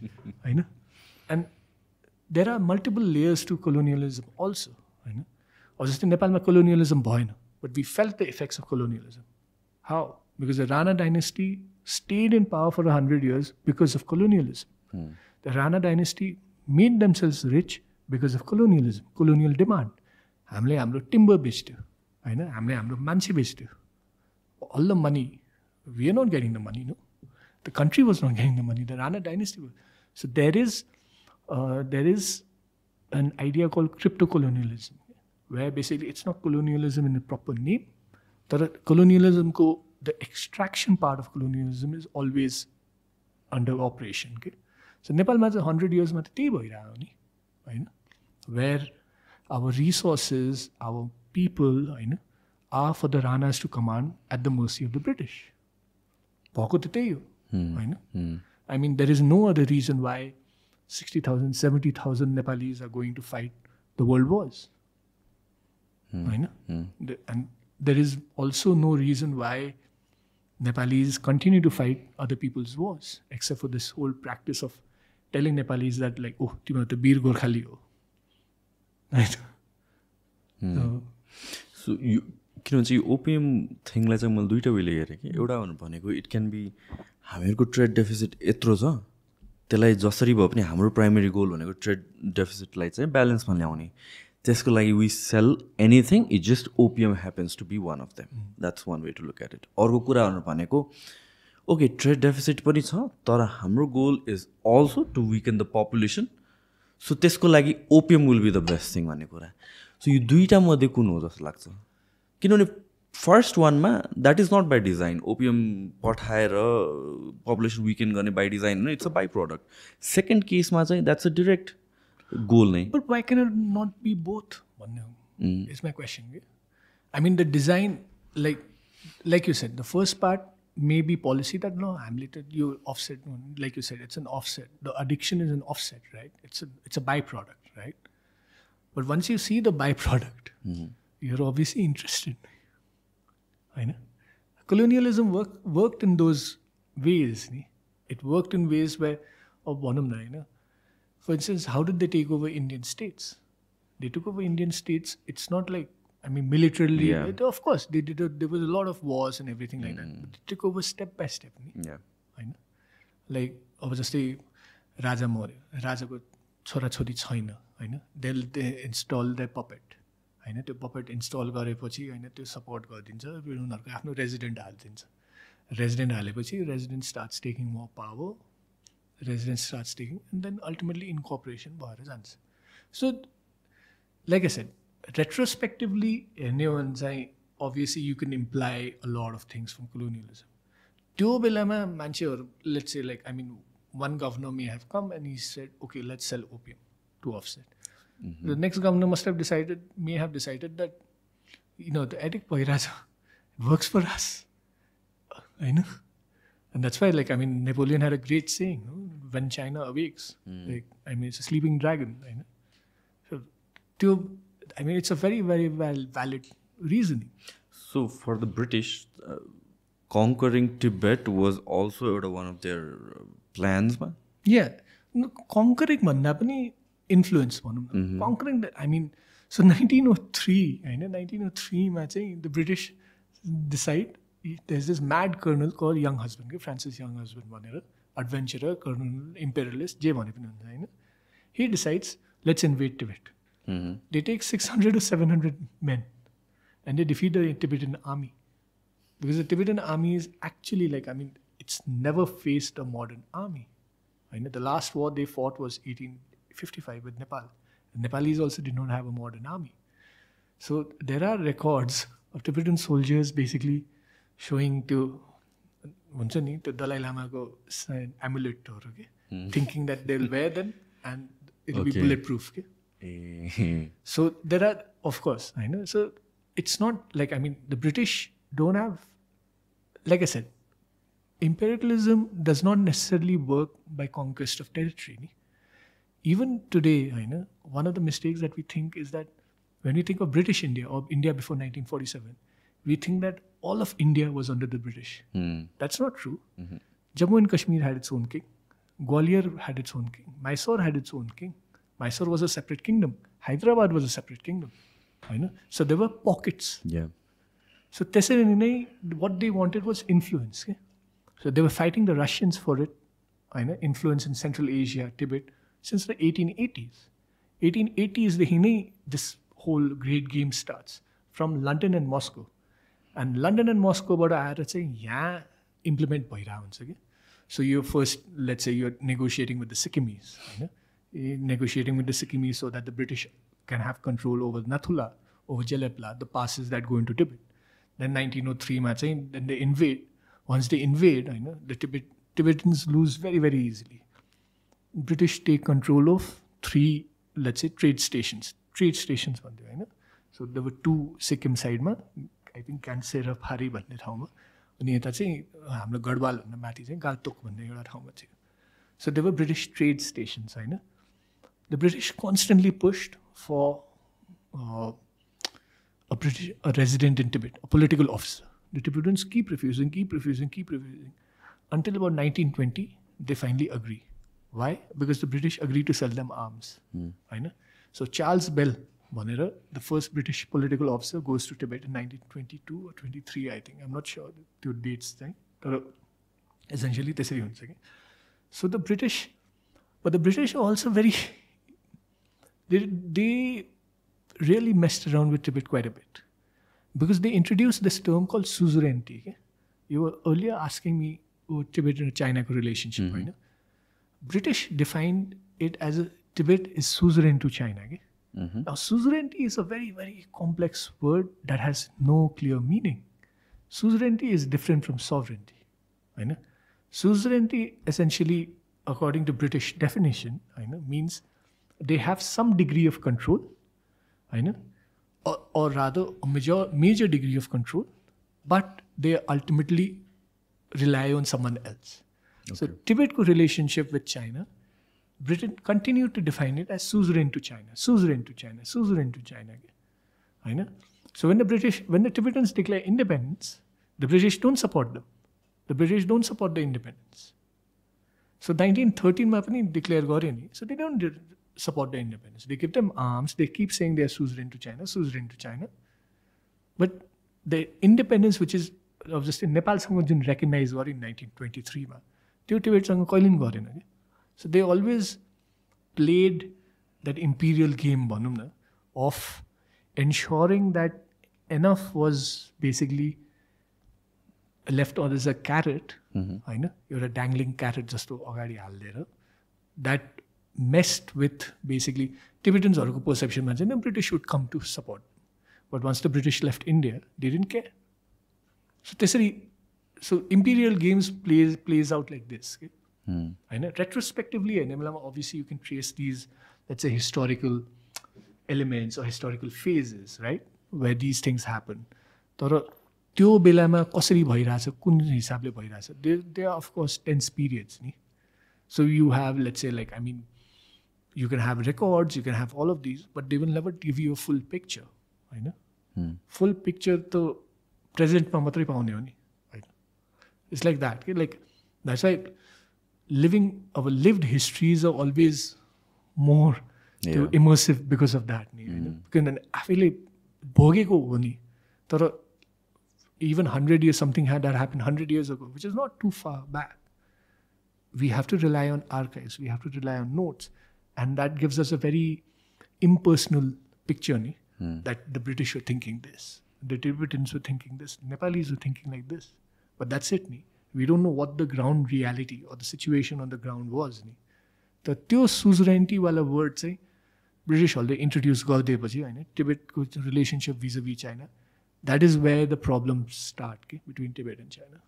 Okay, so त्योभन्दा अगाडि चाहिँ they were like coexisting जस्तो एउटा coexisting नै coexisting, each was like basically taking help of the other, होइन. Like I mean there were times of friction, obviously there were times of friction, right? But there were also times where basically, like I said, like the Qing sent their army almost 2,000, 3,000 kilometers away to fight Nepal, I know, on behalf of the Tibetans. And look at that sort of relationship.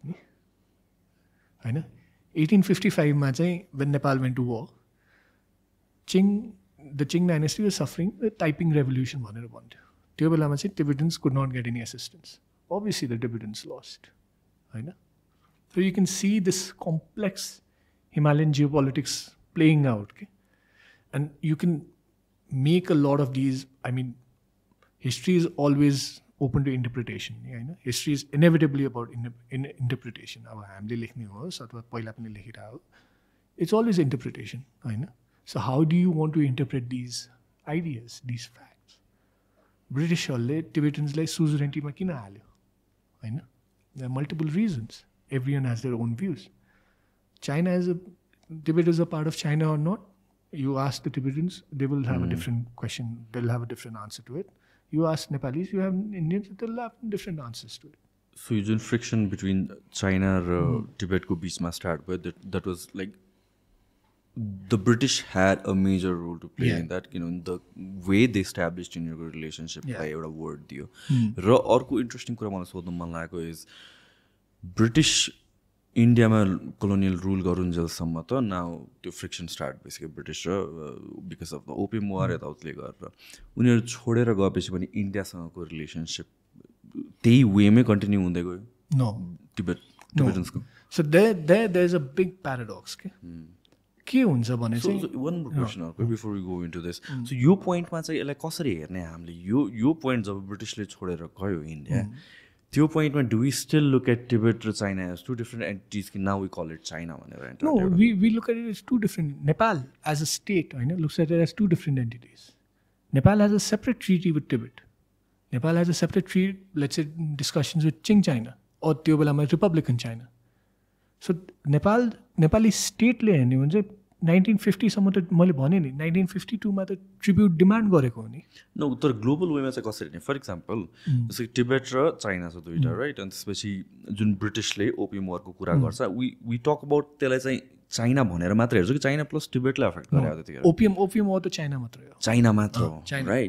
को China eastern part of the eastern part of the continent भनौँ न, east Asia भनौँ न. So त्यसरी हामीले हेरिरहेको छ. त्यो गरेर चाहिँ चाइना र यो ब्रिटिसहरूको बिचमा चाहिँ सम काइन्ड अफ फ्रिक्सन आयो. ब्रिटिसहरूले they coin this term. So you No. British don't coin the term suzerainty as an outcome of their relations with China. Again, it's an observation एउटा. It's a separate thing altogether. Right. British India र Tibet को relations start actually 1870s 1880s तिर. That's when त्यो बेलासम्म the opium wars are already done with. Okay? Right. So like I said again, स्टेट्सहरूले होइन त्यो बेलामा आफूलाई हेरिराख्ने जुन थियो नि होइन, it was basically, it's a very different idea than what it is today. Okay? Nepal had a treaty relationship with Tibet. होइन, the treaty relation actually demanded that Nepal come to Tibet's assistance even when British India invaded. But what did Nepal do? We supported the British. We gave the British expedition 2,000 yaks. Why did we do that? There are varying interpretations, there are varying reasons. तर एउटा reason, मेरो speculative reasoning चाहिँ Chandra Shamsher, who was the Prime Minister at that time, he realized where the winds of power were blowing. He realized that it's better to align with the British rather than getting stuck on this point of the treaty with Tibet, with whom we are not getting anything. British, because by then we realized the world is bigger. We realized that, like Junga Bahadur had come back, viceroys were coming to Nepal to hunt. We were interacting with the bigger world in a much, much more expansive way. And we realized there's something called the United States of America. We realized there's something called Japan. These are all if you go back to, let's say, Jung Bahadur's time, 1850 ma Patna bosirako newarlai Japan bhanyo ni. They have no conceptual comprehension of it ni. So slowly our worldview starts expanding.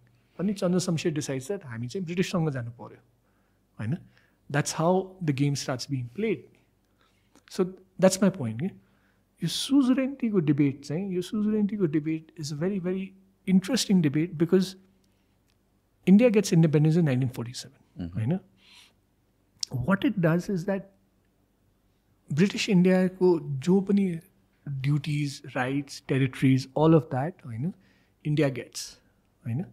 India also starts incorporating basically all these kingdoms. Let's say Hyderabad, Junagadh, Kashmir, all of these into this federation called India, which is their conception. Nehru, Patel, Gandhi, all these guys, they have this conception of this idea called India, which is obviously partition. Pakistan becomes separate. Now, with Tibet, the British India assumes, independent India assumes, we've inherited the borders with Tibet as well. Now, British India, again, they played another very it's a very smart game, but because they had the power then, it is also sort of duplicitous. 1912, 1913, when the Qing was imploding, all of that, right? Revolution bhairako China, Tibet was also declaring independence. All of these things were happening. 1913, October 1913, I think, Shimla ma euta conference गरिन्छ, tripartite conference between China, Tibet and British India, in which British India and Tibet decide on their boundaries, and not just the boundaries between Tibet and British India, but also between Tibet and China, between what the British called inner Tibet and outer Tibet. And that's where the notion of where today is basically the notions of modern day, let's say Sichuan, modern day, let's say Amdo, Qinghai, त्यहाँको borders त्यसरी define हुन्छ. China never agrees to this conference. The Chinese delegate does not sign on the agreement. China absolutely refuses this definition of the border. British India and Tibet go ahead with it. They said, this is our border from now on. So 1947, when, let's say, independent India happens, they inherit the same borders with Tibet as was signed in 1913. Now you have to remember that China was never okay with it. Right? China had never signed this. Tibet itself, 1948, Tibet demands there is one portion, there's one town in Arunachal Pradesh called Tawang, which is where the 6th Dalai Lama was born. And Tawang, they say, which is, I think they call it as Mariul. They say that Tawang is part of Tibet. India says absolutely nothing to it. Our borders have been signed in 1913. Yehi ho hamro border. China then comes into the picture 1950 onwards. 1954, 1955, the border issue never becomes an issue. So Nehru assumes that, Nehru constantly says, no, the borders between India and China have been finalized. And treaty series sabai sign garisake huncha. Borders have also been finalized. China does not utter a word. But suddenly 1940, 55, 56, China starts saying, the border has not been demarcated. The border has not been demarcated. Right? The border has not been, let's say the border needs to be demarcated freshly. India says, what the hell? Hamro border to bhaisakyo. 1913 ko border.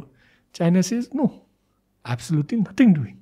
We have to design the borders again. We have to demarcate the borders again. India absolutely refuses.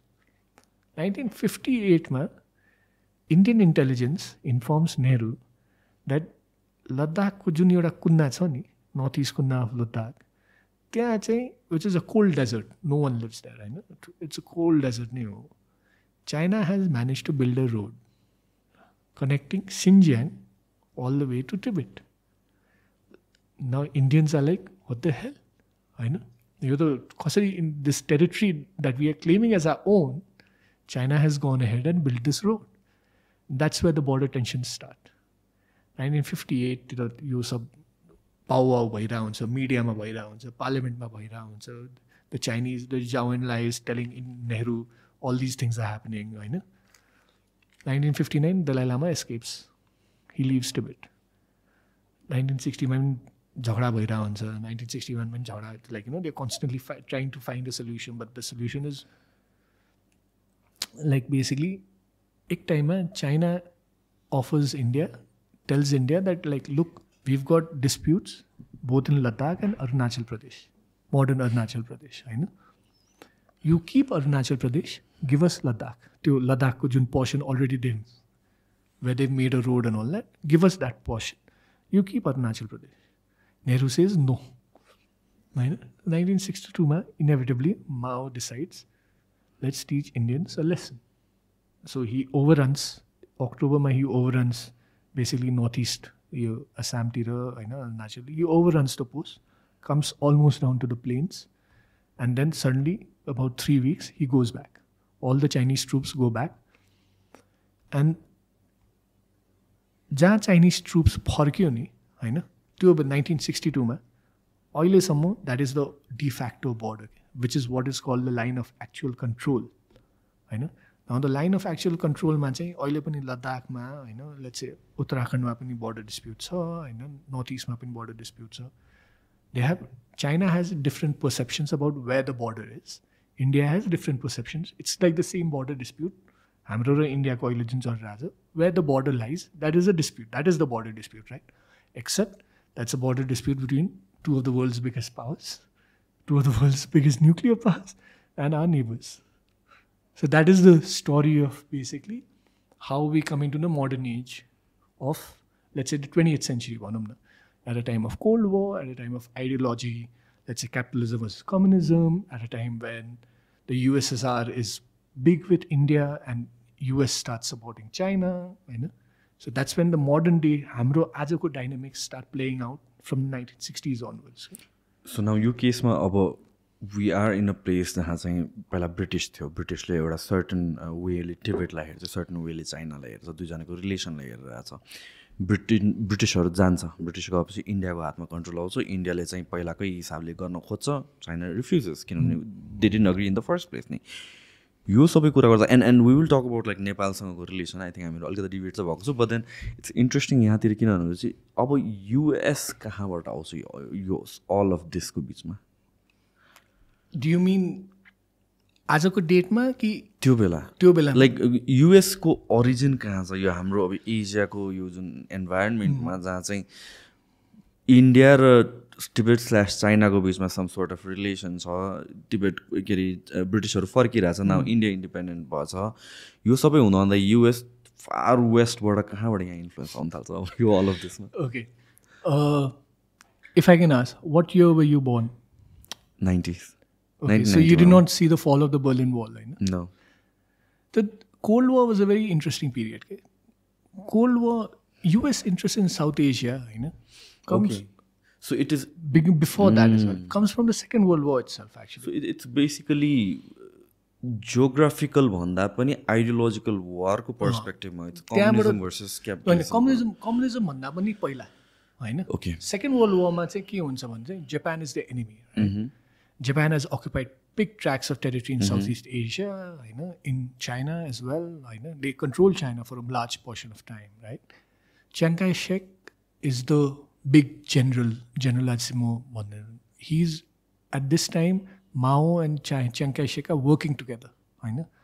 The US basically is the US, Great Britain, France, all these countries are, France anyway wasn't giving, but Great Britain and basically US, they come together to fight the Japanese threat in the Asia Pacific. Obviously, Philippines and the US treaty relations. So, but beyond that as well. So what they do is they use Northeast India, Dhaka, all of these places, Northeast India border, flights over the mountains to airdrop supplies into Sichuan, Yunnan to fight the Japanese. Supplies for the Chinese, let's say, guerrilla armies to fight the Japanese. I know.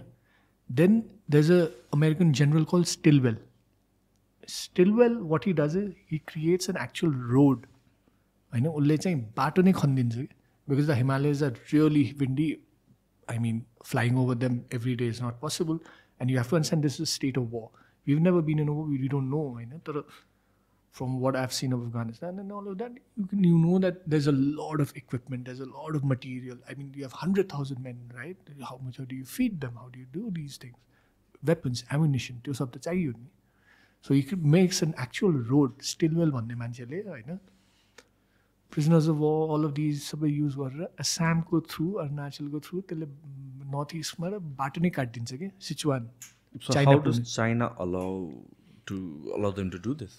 Because China is under the Japanese right now. Okay.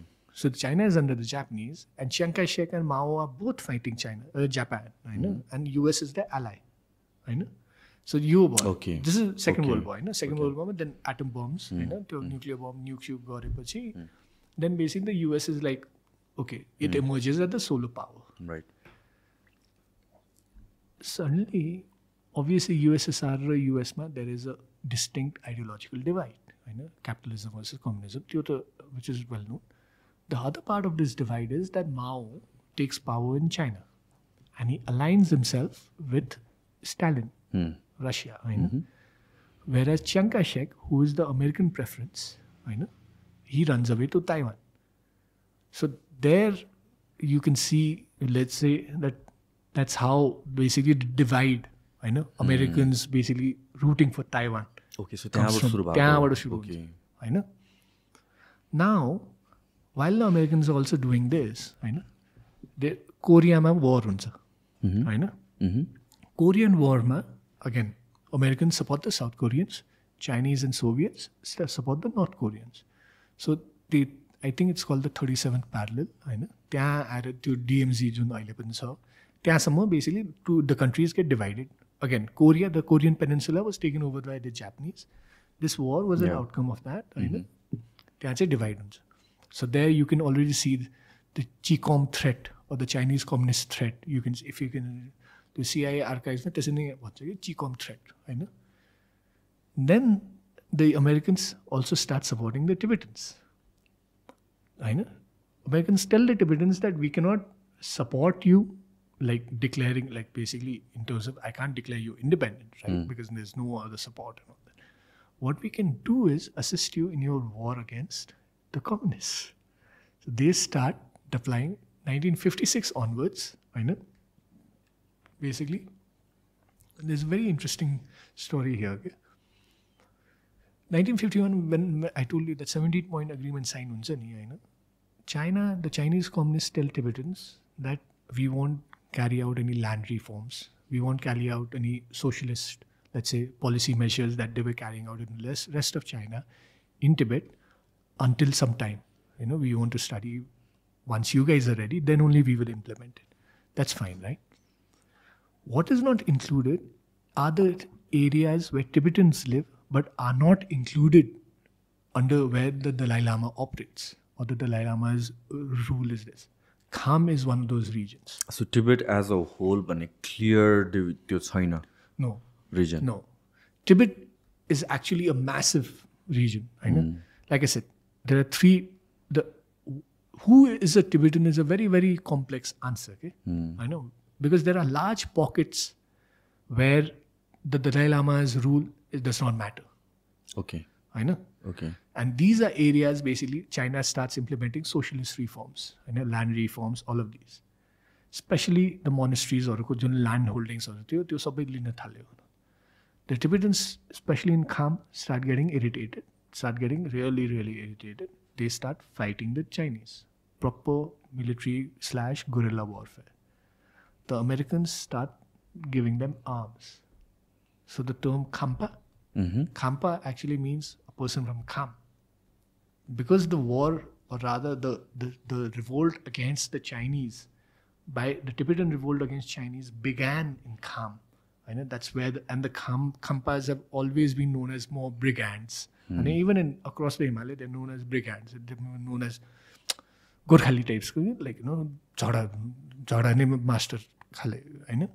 So US starts airdropping them weapons, airdropping them supplies, ammunition, all of that in their war against Chikongs. I know. 1959, the Dalai Lama decides that okay, this thing comes all the way to Lhasa. The troubles are coming to Lhasa. But they decide that the Dalai Lama decides he wants to escape. The CIA-trained guerrillas, Tibetan guerrillas, actually assist him in bringing him out of Tibet. So that's the relation, basically, how US comes into this complex game, okay? Where the US sort of supports Tibet, from a purely Cold War perspective. It's pure, hard, real politics. Okay? Chinese are communists, Tibetans are not. Tibetans are fighting against communism. Let's supply them weapons. Let's give them training. So 1956 onwards, Tibetans are taken all the way to the US. Colorado, Camp Hale, Colorado Mountains, basically. There's a very funny episode where the trainers, the CIA trainers, they take the Tibetans to these mountains in Colorado, and they are like master walkers. They can run up mountains and everything like that. But they have zero physical upper body strength. Because all their strength is just spent, like walking up and down, but they don't have any upper body strength. So they start training them in that, like, telling them that, okay, modern, you have to carry guns, right? You have to carry, let's say, operate radios, operate behind enemy lines. To sub training त्यहाँ So त्यो training दिन्छ हैन. On 1959, after the Dalai Lama escapes, China has no reason to, let's say, like, continue with the 17-point agreement. The basis of that agreement is destroyed. So China is like, all right, all over Tibet, we will impose our land reforms, our socialist reforms. That creates further tensions. And once the Dalai Lama escapes, a lot of Tibetans start leaving with him. They don't want to live in the Tibet where communism is basically. And there was a lot of things about communism being atheist, right? Communism being godless. These guys are going to, and they start destroying monasteries and all of that. In any case, they see these, like the Chinese see monasteries as remnants of feudalism, of, let's say, the serf culture. And that's their logic, right? Like, they have come to liberate Tibet from these old serfs, from these old feudal, let's say, like, rulers. Okay? The serfs, let's say, the guys who are forced to give forced labor जुन दिनु पर्थ्यो नि हैन मोनास्ट्रीजहरुलाई अब तपाईको जमिनदारहरुलाई हैन त्यो चाहिँ लिबरेट गर्न आको भन्छन् के सो अमेरिकन डेमोक्रेसी जस्तो भयो Yeah, I mean, empires have that, no? Right. Every empire needs some justification or the other. Without giving that justification, हामीले कसरी रुल गर्ने. So अब यो केसमा Tibetanहरुले कसरी हेर्छ किन the way we look at it from the outside we feel like Tibet as an entire एउटा solid state हो जो चाहिँ चाइनाको पोलिसी या चाइनाको whim अनुसारले they don't agree with, like it's anti-China जस्तो. But then again अघि तपाईले भने जस्तो टिबेटमा पनि के छ भने there is a certain ठाउँमा पकेट छ जसले चाहिँ दलाई लामालाई मान्छ ठाउँमा चाहिँ मान्दैन. So यो लिबरेसनको प्रोसेसमा पनि एन्टायर टिबेट नै अगेन्स्ट चाइना थियो कि there were parts who were welcoming China. No, so see, when I was talking about those pockets, I have to be clear that this is the historical bit, It is not in modern day or anything like that. Historically चाहिँ के हुन्थ्यो भने चाहिँ let's assume that, let's say, if this A4 sheet was Tibet, right? And Dalai Lama's rule, all right? So let's say, okay, I don't know how to say this, but let's say if Tibet was this big circle, right? There are 3 parts of Tibet, like I said, Wechang, Kham and Amdo. So it's like this. Okay? So this is Amdo, this is Kham, this is Wechang. So Lhasa is here. Lhasa ko rule, or the Dalai Lama ko rule, was mostly restricted to your Wechang. Okay? So Amdo had its own rulers, it had its own warlords, it had its own tribes. Kham also had its own scenes. Okay? Sometimes, like for instance, 1917, त्यो बेलामा चाहिँ there was a Chinese warlord who comes here. So there are different, let's say, like evolving mechanisms of state control. Okay? Like where it's not necessarily, like I said, to understand Himalayan histories, we have to let go of अहिलेको modern nation states को conception. त्यो conceptualization लाई हटायो भने then we can understand these interlocking, let's say like boundaries, borders, all of that. त्यो चाहिँ भयो clear. Sorry, now what was his second question? Was the So were there Tibetans who were welcoming China? So there were, in fact, अघि मैले भने नि होइन, there are several Tibetans who have at that time also worked for the Communist Party. They thought that basically Communist Party is going to actually, they were against the feudal state. They were against the feudal, like they were secular in their thinking. They were more modernist. Like for instance, a very famous Tibetan dissident, her father was part of the PLA. Like I said, I mean, these things change. These things, identity is also not constant. You may, like for instance, let's say someone like Bahadur Deoba, once he broke away from the Congress, he's created his own party. Now he's back to the Congress. Madhav Kumar Nepal. So you don't have fixed identities in these, let's say like in terms of affiliation. So you can, like for instance, even today, Communist Party of China, the CCP, Tibet, a lot of the post holders are Tibetans. So there are like minority departments, there are like, I mean, basically all of these things continue to happen. So it's, but at the same time, the overwhelming feeling, again, I cannot speak to Tibetans on behalf of Tibetans, but the overwhelming feeling I get is that when I speak to Tibetans, is that the respect for the Dalai Lama has never gone away. Okay. So, and that is something that we see also among Nepali Buddhists. That as a religious teacher, as a religious figurehead, I think the respect that the Dalai Lama commands is still there. Okay? I'm a secular person, so like, I mean, a non-believer, I don't really like get how, but I understand faith. So, त्यो चाहिँ अहिले पनि देखिन्छ के. So, like I said, how you want to interpret it, how you want to see these things is a question of basically where you are coming from, where, let's say, which side do you align with, त्यो हो नि. So coming back to Nepalको part, अब यो clarity पाउन पनि एकदम important. Now नेपालको कुरा गर्दाखेरि पहिला इन्टायरली ट्रेड बेस्ड थियो. नाउ ट्रेडकै कुरा गर्दाखेरि पछि पनि of course it's not just monetary मात्र हुँदैन होला, पोलिसी लेभलमा आउँछ, सम सर्ट अफ पोलिटिक्सको पनि हुन्छ होला, त्यहाँ सम सर्ट अफ रिलेसनसिप अरू पनि हुन्छ अपार्ट फ्रम जस्ट मोनिटरी र गुड्सको ट्रेड गर्ने बाहेक. सो नेपालसँगको अरू रिलेसन चाहिँ कसरी बढ्दै जान्छ विथ चाइना? सो पोस्ट 1950 भनौँ न होइन. अब now I want to be clear कि पोस्ट प्री 1950 अभियसली जुन थियो त्यो होइन, we can consign it to history भनौँ न.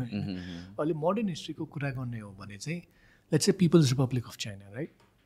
Like I said, we established, I mean next year actually will be after I think 70 years होइन. We established relations of formal relations in 1955.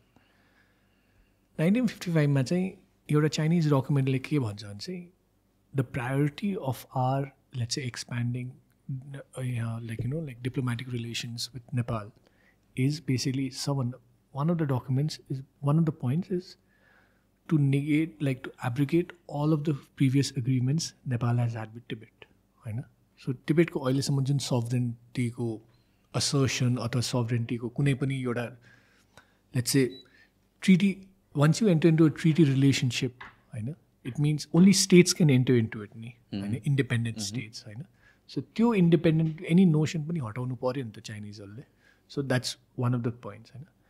Panchil, and again, the other is that China signs the diplomatic treaty agreement with India first, and only then Nepal signs it. Nepal was actually, Nepali leaders at this time, Nepal's king at this time, they are constantly discussing with India, if we are signing with in China, what should we sign about? How should we? Because remember at this time, Nepali Congress leaders, even the Ranas who were like Mohan Jamshedko, Etauta ko Juntio, Tribhuvan, all of these guys, they are all looking towards India. So India र नेपालको रिलेसनलाई पनि कसरी हेर्ने एउटा वेले हेर्न सकिन्छ कि लेट्स से त्यो पोइन्टमा चाहिँ इन्डिया इज एउटा हिसाबले एउटा मेन्टर या भन्छ एडभाइस सिक गर्ने एउटा गाइडेन्सको हिसाबले नेपालको साइडबाट आएको अर्को वेले चाहिँ जुन हामीले मोडर्न वे टाइममा अहिले हेर्छौँ कि होइन इन्डियाको इन्फ्लुएन्स हो यो रिलेसन कस्तो छ नेपालले एक्टिभली लाइक यु सेड अहिले चाहिँ we were seeking advice from India त्यो पोइन्टमा यो एडभाइस सिकिङ त हामीलाई चाहिएर हामीले खोजा जस्तो भयो नि त अर्को कुरा चाहिँ इम्पोज गरे जस्तो देख्छौँ नि त हामीले आजकल कुरा गर्दा जहिले पनि इन्डियाको अन्डरमा छ अर इन्डियाको इन्फ्लुएन्स चाहिँ इन्डियाले इम्पोज गरेको which one is it I think it's both त्यो बेला कस्तो थियो त्यो बेला के कुरा गरे I think you have to understand 1950 नेपालको स्टेट के थियो कि त्यो बेलामा नेपालको state was a terrible state नि तपाईँको राणाजहरूले like I mean Kathmandu was not connected by road होइन there was no road in Nepal to speak of हाम्रो I think life expectancy was 36 or something like that. Imagine, like a Nepali born in 1900 would on average not see 1950. They would die before that. So testo state ma where basically you have our first 5-year plan was I think entirely supported by foreign aid. So you had Rana's system. It's important to understand how badly the Ranas extracted resources from the Nepali economy. There was nothing called a budget. True. The Nepal's annual revenue was the Prime Minister's revenue. The Prime Minister decided So imagine, in a situation like that, 1950 ma, how do you become modern? Unless you basically, like, I mean, modernity ko hamro source ke ho ta भनेपछि हाम्रो ideological inspiration अब त्यो Indian independence movement भयो हाम्रो प्रिन्सिपलदेखि लिएर हाम्रो let's ideologies political ideologies start getting shaped over the हाम्रो कम्युनिजम कम्स फ्रम क्यालकाटा हाम्रो क्यालकाटा एन्ड पटना होइन it is not our communism is not Chinese or Soviet it comes from India होइन so all of these ideas come together and then obviously India is playing a major role in that just as the Ranas depended on British India for support. होइन त्यो relationship त continue भयो नि 1950 ट्रिटीले त्यो relationship establish गर्दै गऱ्यो नि होइन where there is a particular treaty clause I think it was reveal much later होइन that we could not buy arms from any other country except for India होइन and there was another clause I think where if any other we have to let's say, consult with each other before declaring war on another country. And King Birendra basically said, Birendra told India, when you declared war on Pakistan, you never consulted with us. It was very tongue-in-cheek sort of a thing. But that was the thing, right? Like, I mean, and the other thing is also, we have to remember who signed the 1950 treaty. Hamro side but it was Mohan Shamsher. Unarko side but it was ambassador. So you can get a sense of all of these, of what the relationship was at that time. It is a different fact that over a period of time, we have been able to, Nepali politicians, Nepali rulers, and Nepali state has been able to assert its, let's say, itself vis-a-vis India. त्यो चाहिँ आफ्नो ठाउँमा छ. I don't want to go into that right now, how it did that. तर त्यो बेलामा त it was difficult. We had no budget to speak of. We had no revenue to speak of. We needed assistance. We needed to build a state. K.I. Singh K.I. Singh revolted. Do you know Dr. K.I. Singh? So Dr. K.I. Singh was part of the Nepali Congress. ऊ चाहिँ revolutionary type. Again, Gorkhali, firebrand revolutionary. Bhairahawa साइडमा भैरवा पाल्पा साइडमा गएर चाहिँ when Nepali Congress was declaring war on the Ranas, there was an armed movement, like proper war नै थियो कि like by guerrilla wars. Nepali Congress were guerrilla fighters originally. So भैरवातिर चाहिँ K.I. Singh took charge. Palpa salpa यो सब control गर्न थाल्यो होइन. BP asked him to step down. त्यो त भइसक्यो. K.I. Singh said, I don't agree with the Delhi Agreement, which basically brought King Tribhuvan back to power. K.I. Singh said, I don't agree with it. Nepal did not have its own forces to arrest him. Nepal had to invite Indian military forces to arrest him.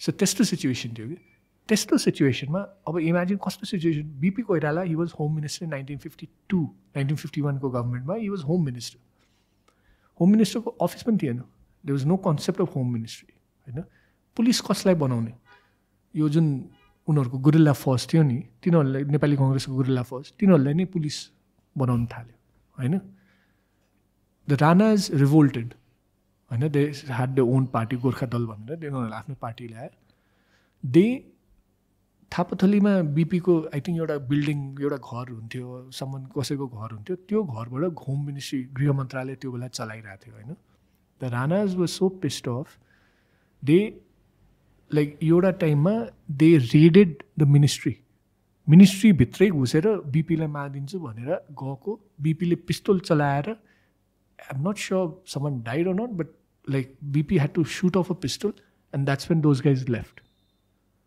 So त्यस्तो situation थियो क्या so when Nepal was in that sort of a situation होइन like I said the king is let's say return to power with the help of India होइन the Ranas have been let go of power because of India the Nepali Congress comes into power because of India. All of these factors obviously play a big factor in shaping how our political, let's say, like establishment looks at India at that time. I know. But we have to also remember that India is also not a monolith. I know. India is also, like, I mean, Nehru sanga ramro hola, JP sanga ramro hola, I know.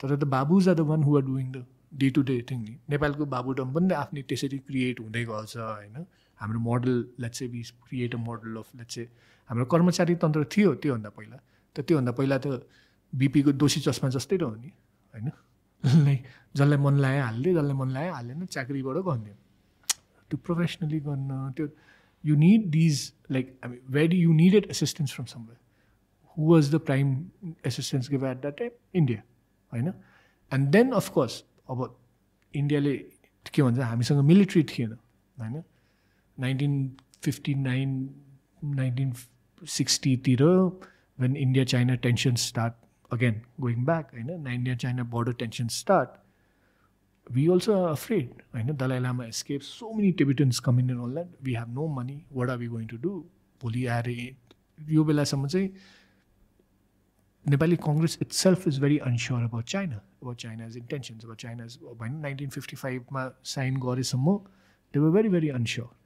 So the Nepali military जुन त्यो बेला थियो it is actually assisted by Indian military in these Himalayan posts जुन यो अहिले पनि कालापानीमा भन्छ नि 19 वटा फर्काए अथवा 13 वटा फर्काए कालापानीमा फर्काएन all across नेपालको हिमालय थियो नि तपाईको मुस्ताङमा थियो तपाईको डोल्पोमा थियो तपाईको के भन्छ कोलाङचुङ वालुङमा थियो सबै ठाउँमा थियो होइन where Indian army and the Nepali military both of them used to sit together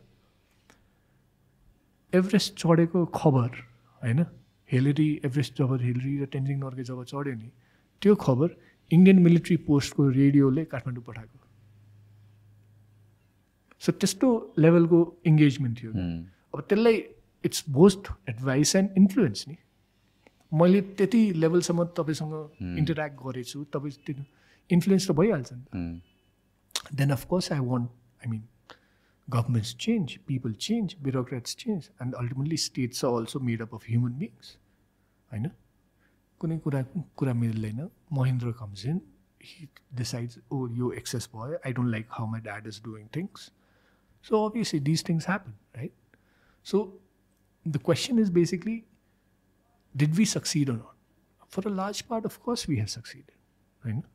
Where we have become independent in terms of, let's say, state mechanisms of our own. Whether the state mechanisms have succeeded or not, then that's a separate question. तर हामीले आफ्नै state mechanism त बनाउन सक्यो नि होइन so again back to 1950s मा हामीहरू अघि कुरा गरेर आएको थियौँ जहाँ चाहिँ 1955 प्रिसाइसली स्टार्ट भएको जुन बेला चाहिँ हामीले त्यो अग्रिमेन्ट गर्ने कि नगर्ने भनेर इन्डियासँग हामीले एउटा इन अ सर्ट एडभाइस लिइरहेको थियौँ त्यहाँदेखि नेपाल र चाइनाको के छ अब रिलेसन टु प्रेजेन्टसम्म आउनु पऱ्यो नि so I divided in phases है त first phase is till about 1962, India-China war somewhere, where India, like China and Nepal, basically China starts giving aid to Nepal after the agreement. China takes a lot of obviously Satyaban Joshi, he was part of one of the first delegations to go to China. 1957 or 1958 ma. 1958 is also the first time I think China gives us aid, and very clearly BP Koirala writes in his autobiography, Jawanlai tells him चाइनाले चाहिँ इन्डियासँग compete गर्न चाहन्न नेपालमा होइन यो चाहिँ 1958 मा भइरहेछ होइन 1960 मा चाहिँ बर्डर डिमार्केसन सुरु हुन्छ there is a bit of dispute around Everest Nepal basically saying हाम्रै हो चाइना इज सेइङ नो यो त हाम्रै हो basically and then we come to a decision political decision which is to share the border होइन share the peak so northern part is China southern part is ours the peak itself is the border.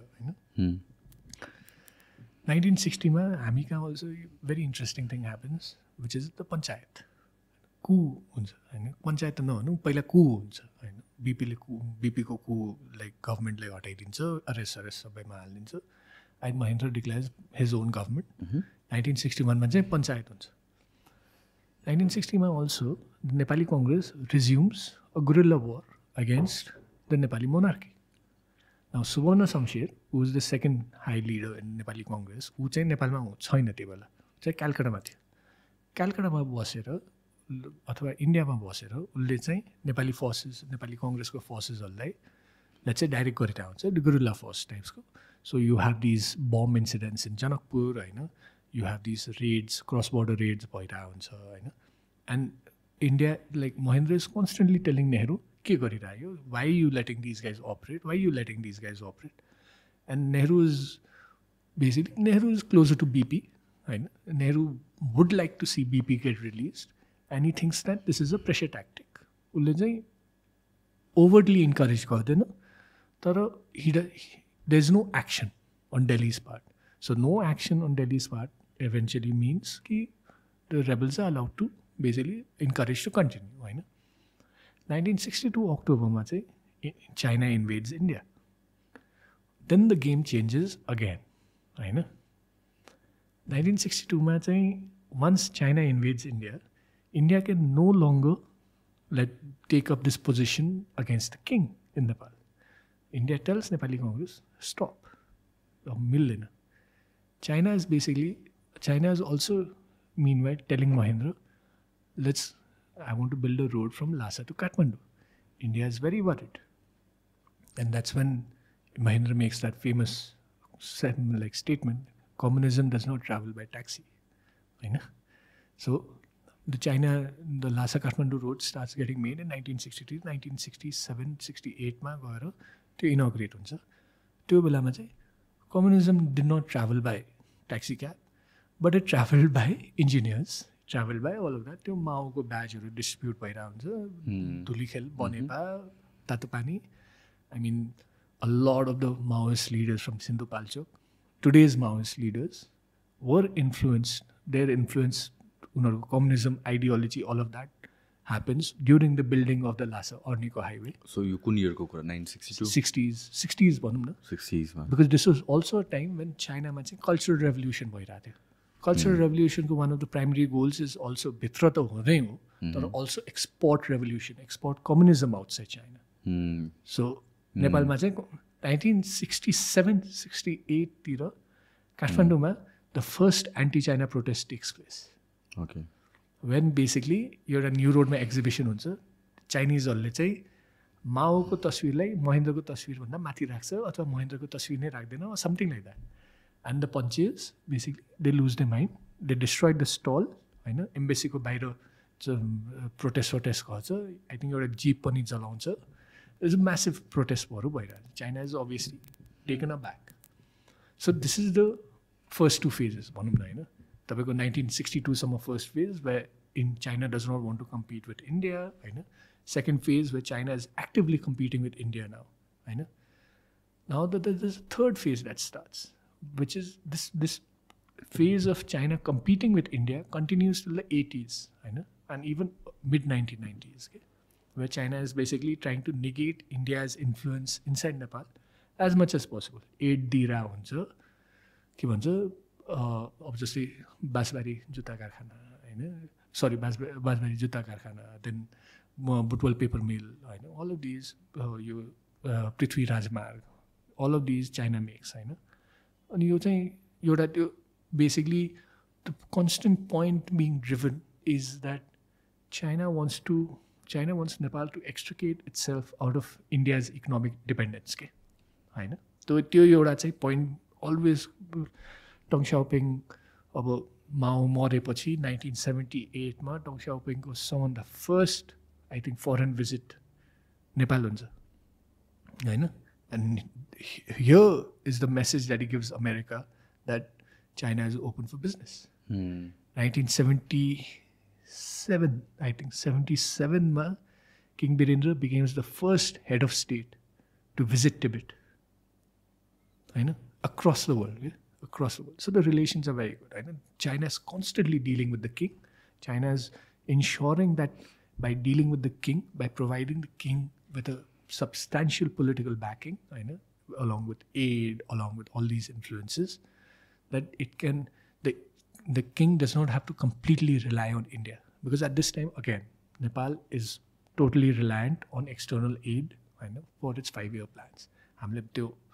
हाम्रो planned economy जुन हाम्रो त्यो notion थियो होइन त्यो चलिरहेछ होइन होस् कि नहोस् त्यो आफ्नो ठाउँमा चाहिँ तर चलिरहेछ 1980s चाहिँ एन्ड 1980s पहिला चाहिँ देयर आर 2 मेजर इभेन्ट्स के that happen in world history one is 1971 चाहिँ निक्सन मिट्स माओ होइन US-China diplomacy starts where basically US support for Tibetan guerrillas ends होइन that's how 1974 नेपालले मुस्ताङमा armed operation गरेर यो खाम्पाहरूलाई dismantle गर्छ होइन disband गर्छ all of that happens होइन second thing is obviously and after that as a let's say outcome China also starts liberalizing outcome 1978 पछि reforms हुन्छ open up हुन्छ doesn't matter what color the cat is as long as catches the mouse होइन so the capitalism mixed capitalism Chinese capitalism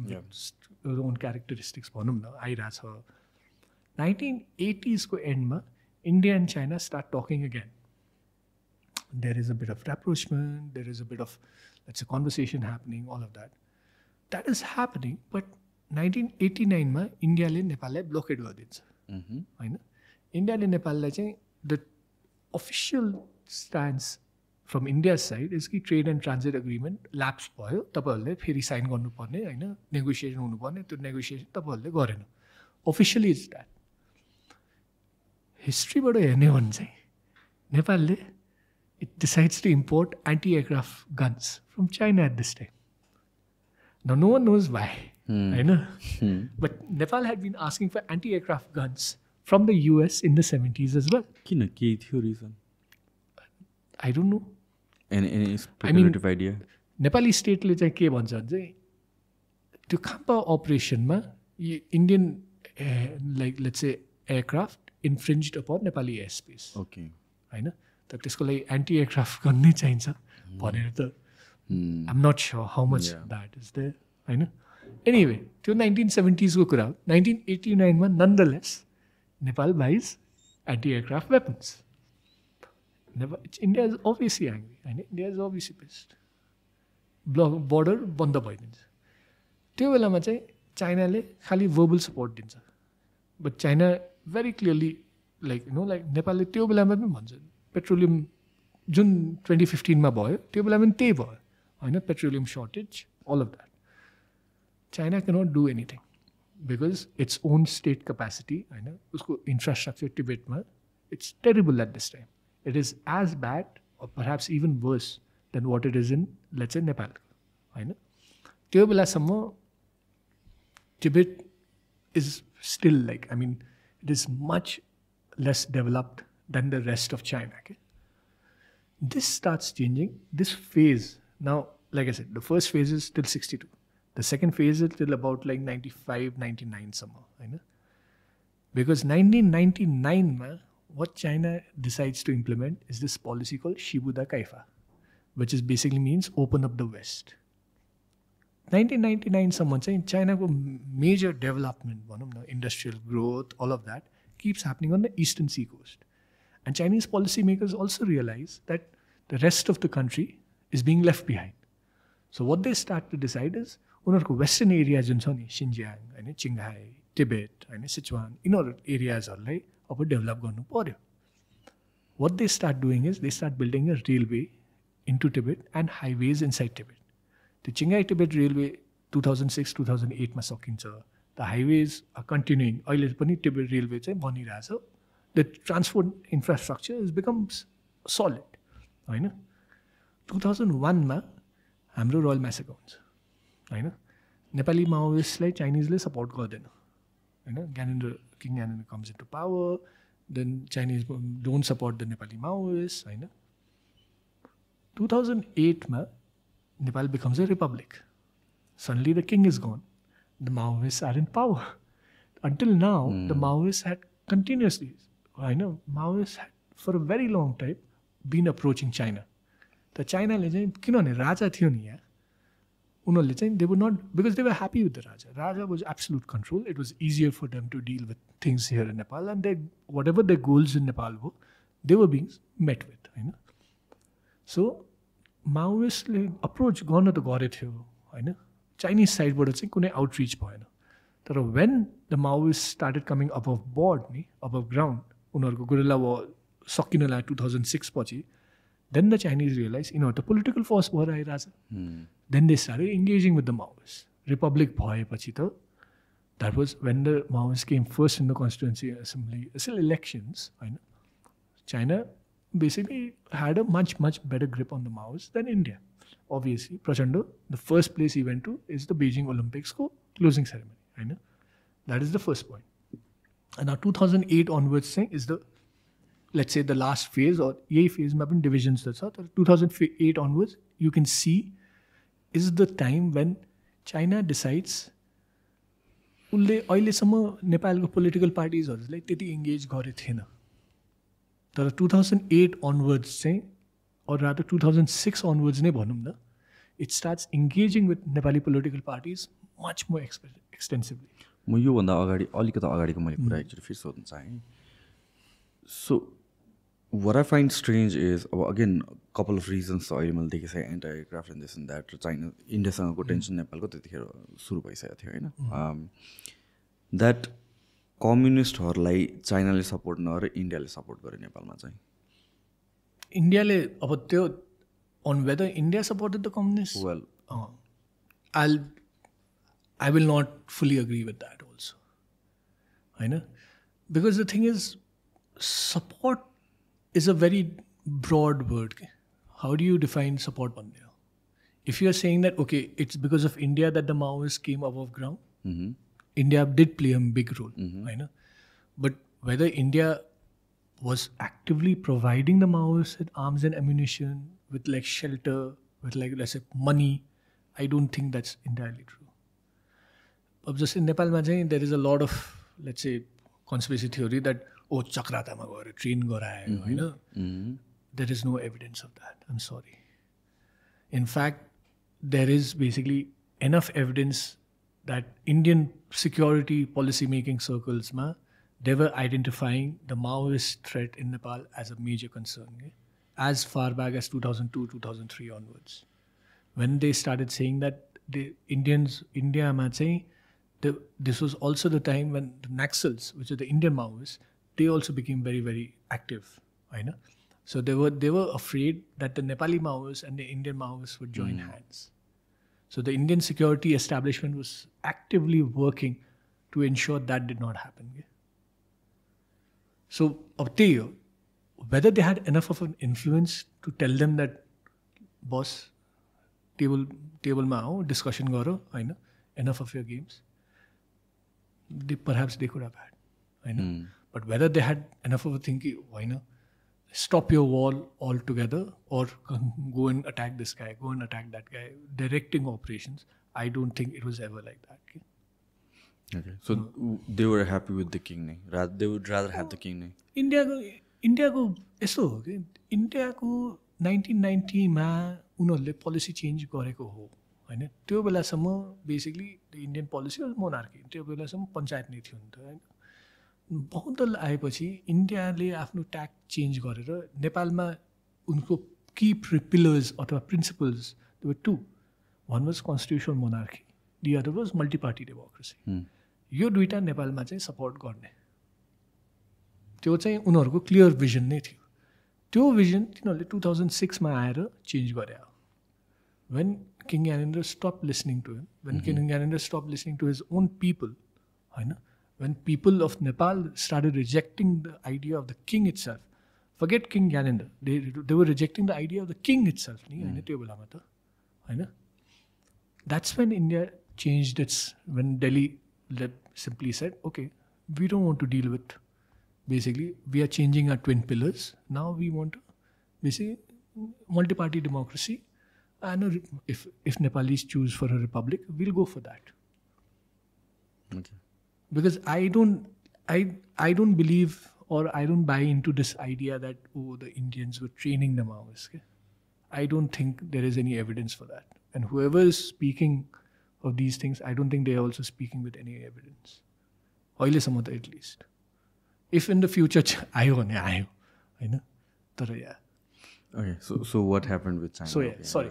So 2008, 2008 ma chahi this tact changes. They stop. Like, I mean, obviously, they realize Nepal is transitioning, monarchy pugyo, republic bhayirach. So they change, basically, tact, they approach the Maoists. So that is, you have to, so let's pause a little bit there, right? Because 2008 ma, there's a very interesting thing that happens that affects Nepal in terms of relations with China, which is that Beijing Olympics bhayirach. A massive protests by Tibetans against Beijing Olympics. In Tibet, across the world. But outside of Tibet, the biggest protests are in Kathmandu. And the protests get daily coverage. Media, everywhere, international media, daily coverage by rounds. The Chinese think that the Nepali political parties, they are not doing enough to do this. So then they start reaching out to the security forces as well. Then they start tying their aid or their support or their other incentives to, let's say, silencing the Tibetan protests inside Kathmandu. So just like APF like infrastructure, APF like material didn't, APF like, let's say, equipment didn't, training didn't, all of this. Nepal police like simply to ensure that Tibetans don't protest inside Kathmandu anymore. For Nepal also, it's easier. The Tibetan question is a headache. They're refugees. We've not signed the refugee convention. In 2005, there was actually a proposal by the US to resettle 5,000 Tibetan refugees from here. So, basically, that didn't go ahead. So there were things like these. It has always been it was a concern for Nepali, let's say, like policymakers. So you can see there are three tracks, right? One is development, infrastructure development, state capacity development inside Tibet, from Chinese perspective. Second is Nepal's own transition to a republic and the Maoists emerging as basically a major political party. And the third is the Tibetan basically protests against the Beijing Olympics inside Kathmandu. So you can see these three tracks emerging, right? Now there's a fourth track that emerges. Now this is where basically India starts to lose ground, which is that once the Maoists emerge as a major political force, I don't know if you remember that, when Rukmangur Khatpal wala, when Prachanda had to step down and everything like that, and he constantly blamed India.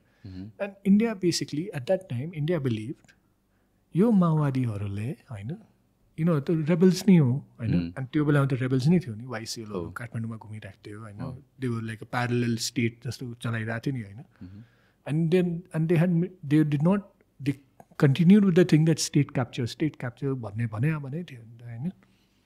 India believed that the Nepal army was the one institution that would basically permanent establishment जस्तो त्यसलाई चाहिँ माओवादीहरूले छुनै नहुने भन्ने खाले एउटा red line draw गरेको हो कि होइन त्यो आफ्नो ठाउँमा छ, तर अहिले हेर्ने बेलामा त्यो ड्र गरेको थियो. India supported Rookmangud Katawal. India set through the its political machinations basically यताउता म्यानिपुलेसन गरेर प्रचण्डको गभर्मेन्टलाई माइनोरिटी गभर्मेन्ट बनाइदिएर he was force to resign होइन. Then after that India continuously ensured that no let's say the Maoists could not come back into power despite being the largest political force. That starts creating basically एउटा के भन्छ micromanagement, political micromanagement हुन्छ. India also starts ensuring that constitution building or constitution making process मा चाहिँ होइन उसले भनेको they start supporting the Madhesis होइन. त्यो मधेसीहरूको यो भन्यो त्यो like basically it starts micro managing politics in side Nepal. Nepali politicians are obviously irritated होइन. Nepali politicians are obviously but they need a alternative नि होइन. But they are irritated. त्यो एउटा इरिटेसन देखिन्छ. 2015मा this comes to a boil होइन. And that is the final phase that we are in today. 2015मा के हुन्छ? सबभन्दा पहिला अर्थक्वेक हुन्छ. We are all devastated, obviously. Personal loss, structural loss, all of that is there. I know. We are devastated as a nation, we are devastated as a people, right? Yo belama chai, our political leaders realize we can't reconstruct, we can't bring in foreign aid without a constitution. So they start to fast track a constitution. I know. 7 वर्षसम्म झगडा गरिरहेको कुरा they start agreeing to things within 3 months. India is obviously unhappy. तर त्यो इन्डियाको डिस्कन्टेन्ट आफ्नो ठाउँमा छ. That is secondary to us. For our what matters is the Madhesis were discontent होइन. किनभने 7 वर्षसम्म त झगडा गरे थियो. हाम्रो पनि मधेस आन्दोलन 2-3 भइसकेको थियो होइन.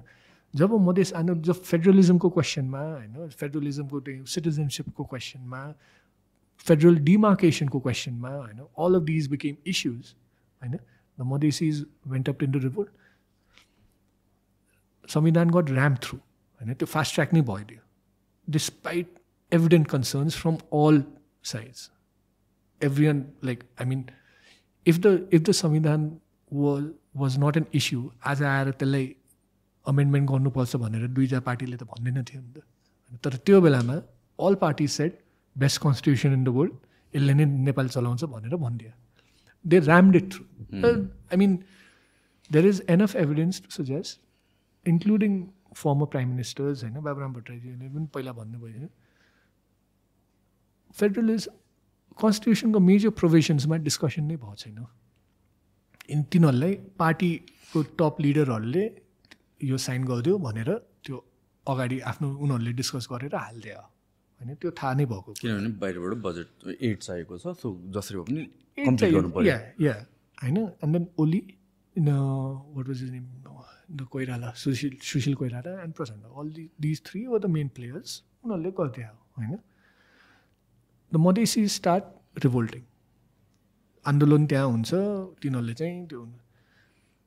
चाहिँ ल बोर्डर हामी रक्सलमा त्यो पुलमा बसिदिन्छ भनिदिन्छ होइन. India realizes India has been supporting the Madhesis. India has not been okay with this fast tracking of the constitution because it says that तिमीहरूले फास्ट ट्र्याक गऱ्यो भने यो इन्स्टेबिलिटी हुन्छ, यो टिक्दैन. उसले भने हुन्छ, but it says it too late. Jaishankar, when he comes here, his posturing is taken as very, let's say, like insulting by Nepali leaders. I know. उनीहरूले झन् मान्दैन होइन. And then basically Nepali Madhesi leaders, whether backed by India or not, Roxolma gaera pull band gardincha. India simply says security issues, so we can't send any material, we can't send any goods across the border, which is why India does not call it a blockade. We call it a blockade, but India does not call it a blockade even now. I know. But now think of this, I know. 1989 में blockade भयो. त्यो बेलामा चाहिँ चाइनाले verbal support मात्रै दियो. 2015मा चाहिँ के change हुन्छ भने चाहिँ फिजिकल इन्फ्रास्ट्रक्चर उसको बढाएको छ टिबेटमा, स्टेट क्यापेसिटी बढाएको छ, but it's still not at that level that it can do a lot of things. But what it can certainly do is send about 20 trucks होइन टु काठमाडौँ सेङ फ्युलको shortage हो, तिमीहरू कमसेकम यो त खाइदियो भनेर, त्यो पनि free. So you'll see the difference, right? Until now, China had advocated basically verbally support थियो. अहिले त physical support नै देखियो नि. And this physical support also happens during Xi Jinping's era. Xi Jinping is back he's in business now. In 2013, I think he comes into power. 2013, he comes into power. 2015, he's back in business, and he's like, China assertive foreign policy. It had the capacity, it had the wherewithal, and it had the will to counter India's blockade, even if symbolically. त्यो 20 ट्रकले त केही तेल त पुग्दैन थियो नि त, होइन, कसैलाई पुग्दैन थियो. तर त्यो सिम्बोलिक भ्याल्यु जुन थियो नि, त्यसले चाहिँ के नेपाली पोलिसी मेकर्सहरूमा भन्यो भने ल अब चाहिँ चाइना अल्टरनेटिभ हाम्रो हुनसक्छ. So this is very recent. ब्लकेटको कारणले त्यहाँदेखि चाहिँ बल्ल डिभेट हुन्छ. सो त्यहाँबाट चाहिँ that's suddenly when Nepali policy makers realise China can be the alternative that we have long been thinking about. होइन, इन्डियाको एउटा अल्टरनेटिभ जुन हाम्रो डिपेन्डेन्स छ नि, इकोनोमिक डिपेन्डेन्स इन्डियामा, त्यसलाई चाहिँ काट्नु त सक्नु पऱ्यो नि. होइन, that's where the change happens, that's where the switch happens. Immediately you see, होइन, 2015 त्यो पेट्रोलियम अग्रिमेन्ट साइन हुन्छ, होइन, त्यो पेट्रोल आउँछ. 2016 trade and transit agreement sign हुन्छ, होइन, where basically now we can import goods or export goods via China, you know, just as we do it with India.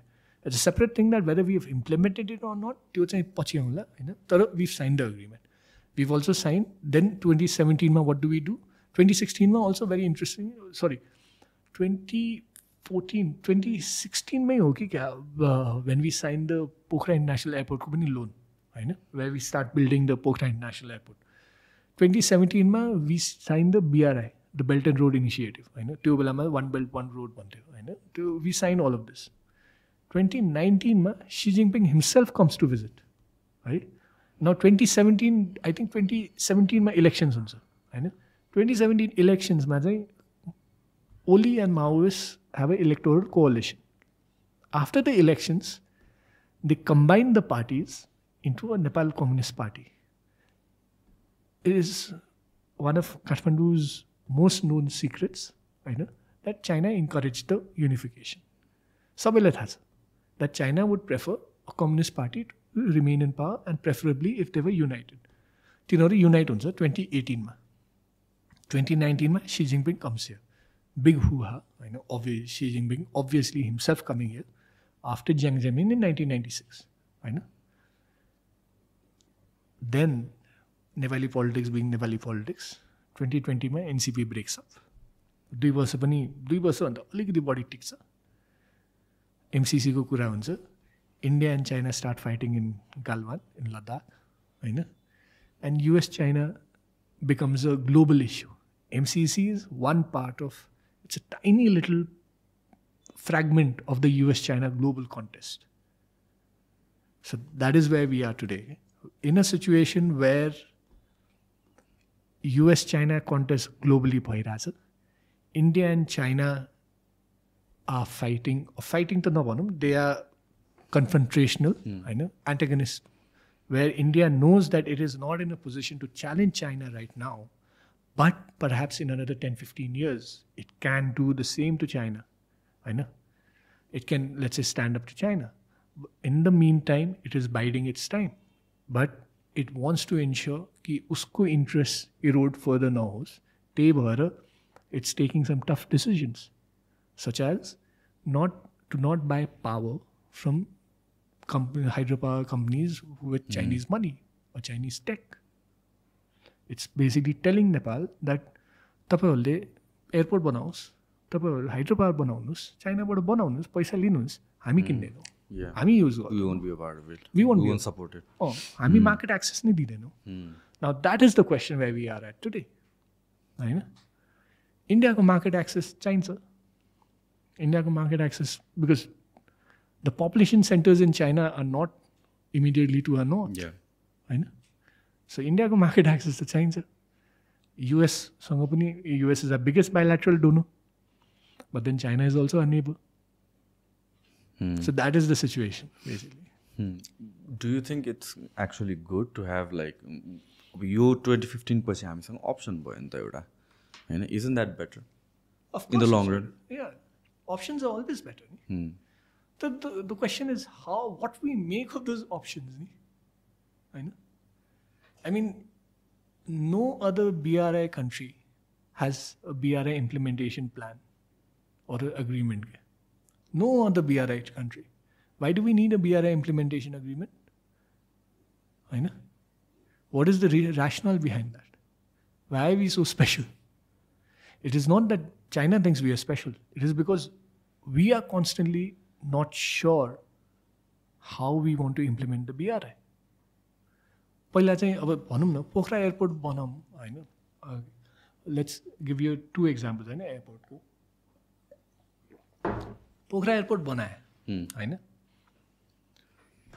कुनै पनि let's say when you initiate a project, any business project, right, you need to have a business plan. You need to have, let's say, how are you going to use it? How are you going to utilize it? It doesn't look like we had any. How can we blame any other, let's say, like, we cannot blame China for that. We cannot blame India for that. That's our problem.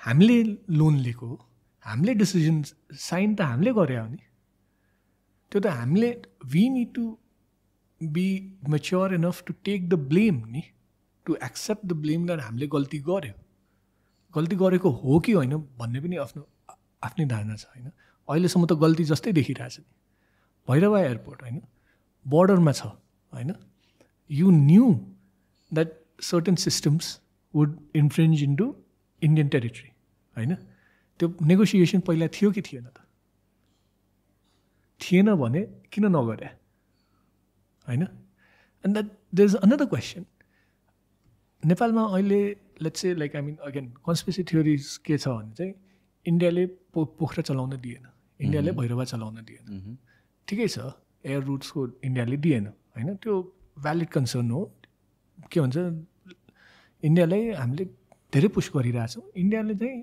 त्यसमा addict भइरहेछ होइन तर China why is in China flying to these airports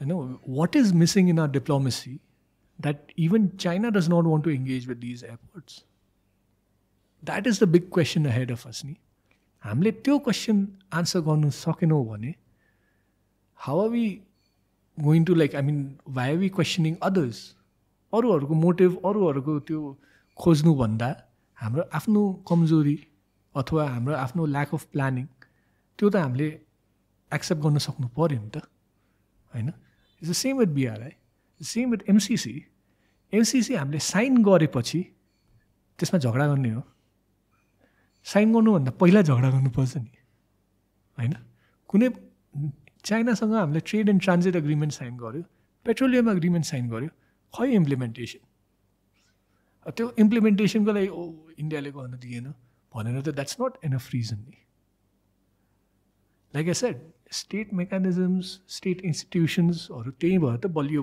भएर जान्छन् त जब के भन्छ state institutions नै पोलिटिसियन्सहरूले आफ्नो पोलिटिकल गेम्स गरेर स्टेट इन्स्टिट्युसनलाई विक गरिरहेछ कसरी हुन्छ त होइन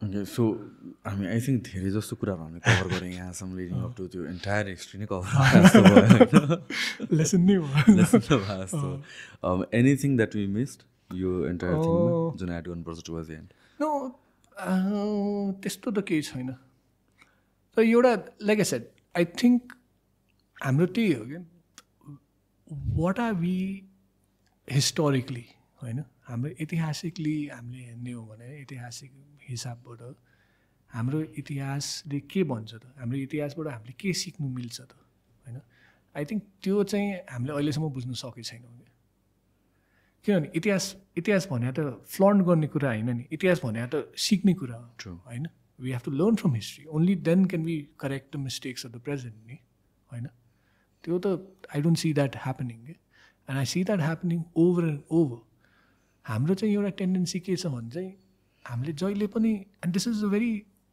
it's there at the small micro level also होइन सोसियल हाम्रो सोसाइटीको लेभलमा पनि it's there at the macro level at the स्टेटको लेभल अल्सो कि हाम्रो आफ्नो कमजोरी हाम्रो आफ्नो विकनेसहरू होइन हामीले एक्सेप्ट गर्नु हामीलाई गाह्रो छ क्या हामीले जहिले पनि अरूलाई ब्लेम गर्ने एउटा अरूले गरेर हामीलाई भएको एउटा त्यो आइडिया छ क्या हामी क्या and I don't think that's necessary true अनि यसले चाहिँ के गर्छ भने चाहिँ एउटा थर्डमा के हुन्छ भने we don't have decision making powers हाम्रो डिसिजनमा चाहिँ जहिले पनि हामीले डिडर गरिदिन्छौँ होइन कन्ट्र्याक्ट्स अनर गर्दैनौँ होइन एन्ड इट्स भेरी कमन स्टेटदेखि लिएर रेगुलर बिजनेसमा पनि होइन we don't honour contracts and that is going to be tough किनभने international business is govern by contracts हामीले कन्ट्र्याक्ट अनर गरेन भने त के हुन्छ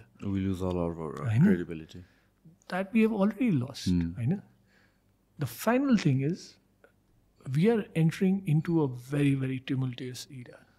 यो जुन decade छ नि for the next 10-15 years, it's going to be a very, very shaky era.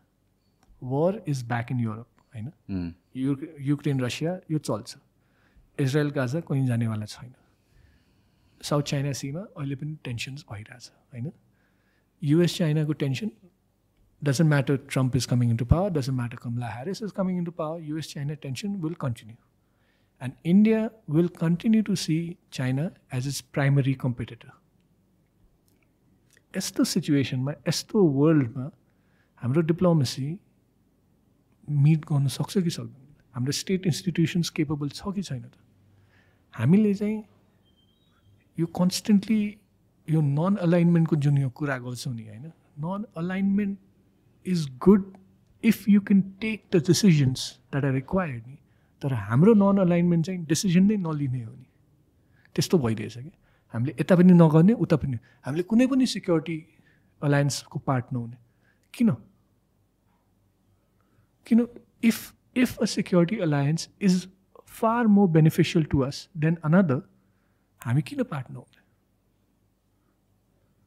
These are challenging questions I am offering an alternative होइन these are some questions that let's say what if भनौँ न होइन हामीले सोच समझ हामीले चाहिँ sign गर्न चाहिँ हामी आतुर भने नि मैले बिआरआई एमसिसी दुइटैमा साइन गर्न चाहिँ आतुर भयो तर इम्प्लिमेन्टेसन खै त कार्यान्वयन गर्नु एमसिसीलाई गाह्रो भइरहेछ बिआरआई त झन् गाह्रो हुन्छ because it is not even के हुन्छ ग्रान्ट ओरिएन्टेड उनीहरू त आफ्नो अफिस पनि हुँदैन अनि यसमा फाइनल पोइन्ट एउटा के हुन्छ भने चाहिँ Nepal we are graduating into middle income obviously natural it is not because of the state होइन एउटा रेमिटेन्स ड्रिभन ग्रोथ भइरहेछ त्यो नेचुरल ग्रोथ नै हो होइन sources of foreign aid will continue to decline हामीले ग्रान्ट अनुदान चाहिँ हामी पाउँदैन अब कि त हाम्रो कर्जा लिने हो कि त इन्टरनेसनल फाइनेन्स मार्केट्सबाट पैसा उठाउने हो केही प्र्याक्टिस पर्छ केही डिस्कसन पर्छ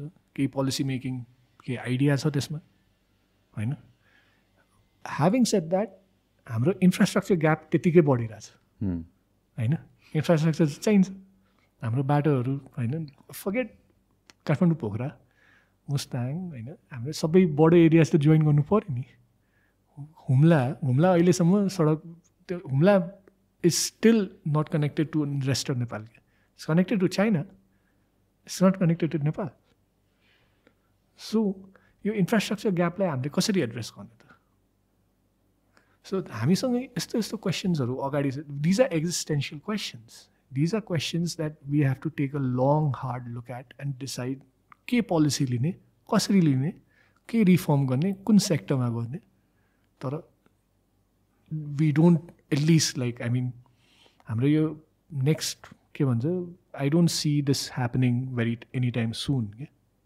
and that is the difficult part for us हामी चाहिँ हाम्रो भनौँ न राष्ट्रवाद अथवा हाम्रो नेसनलिजमले नेपालको सार्वभौमता जुन छ उसको टेरिटरीसँग एसोसिएट गर्छ कि तर सार्वभौमता सभरेन्टी भन्ने कुरा टेरिटरी मात्रै होइन नि त होइन यो all of these issues are also there जब when we don't have answers to these questions what are we going to do ल Thank you so much. This was so interesting. I think. No, I hope it was. मजाले नै सबै कुरा explain भएको छ जस्तो लाग्यो, एभ्रिथिङ कभर भएको छ जस्तो लाग्यो. Thank you so much for that. And for the people who are interested, this is the book all road lead north भन्ने. यो कहिले पब्लिस गर्नुभयो तपाईँले? यो 2021 मा. Okay, so thank you so much for your time. My pleasure entirely. Thank you Sushant. हस्, ल by.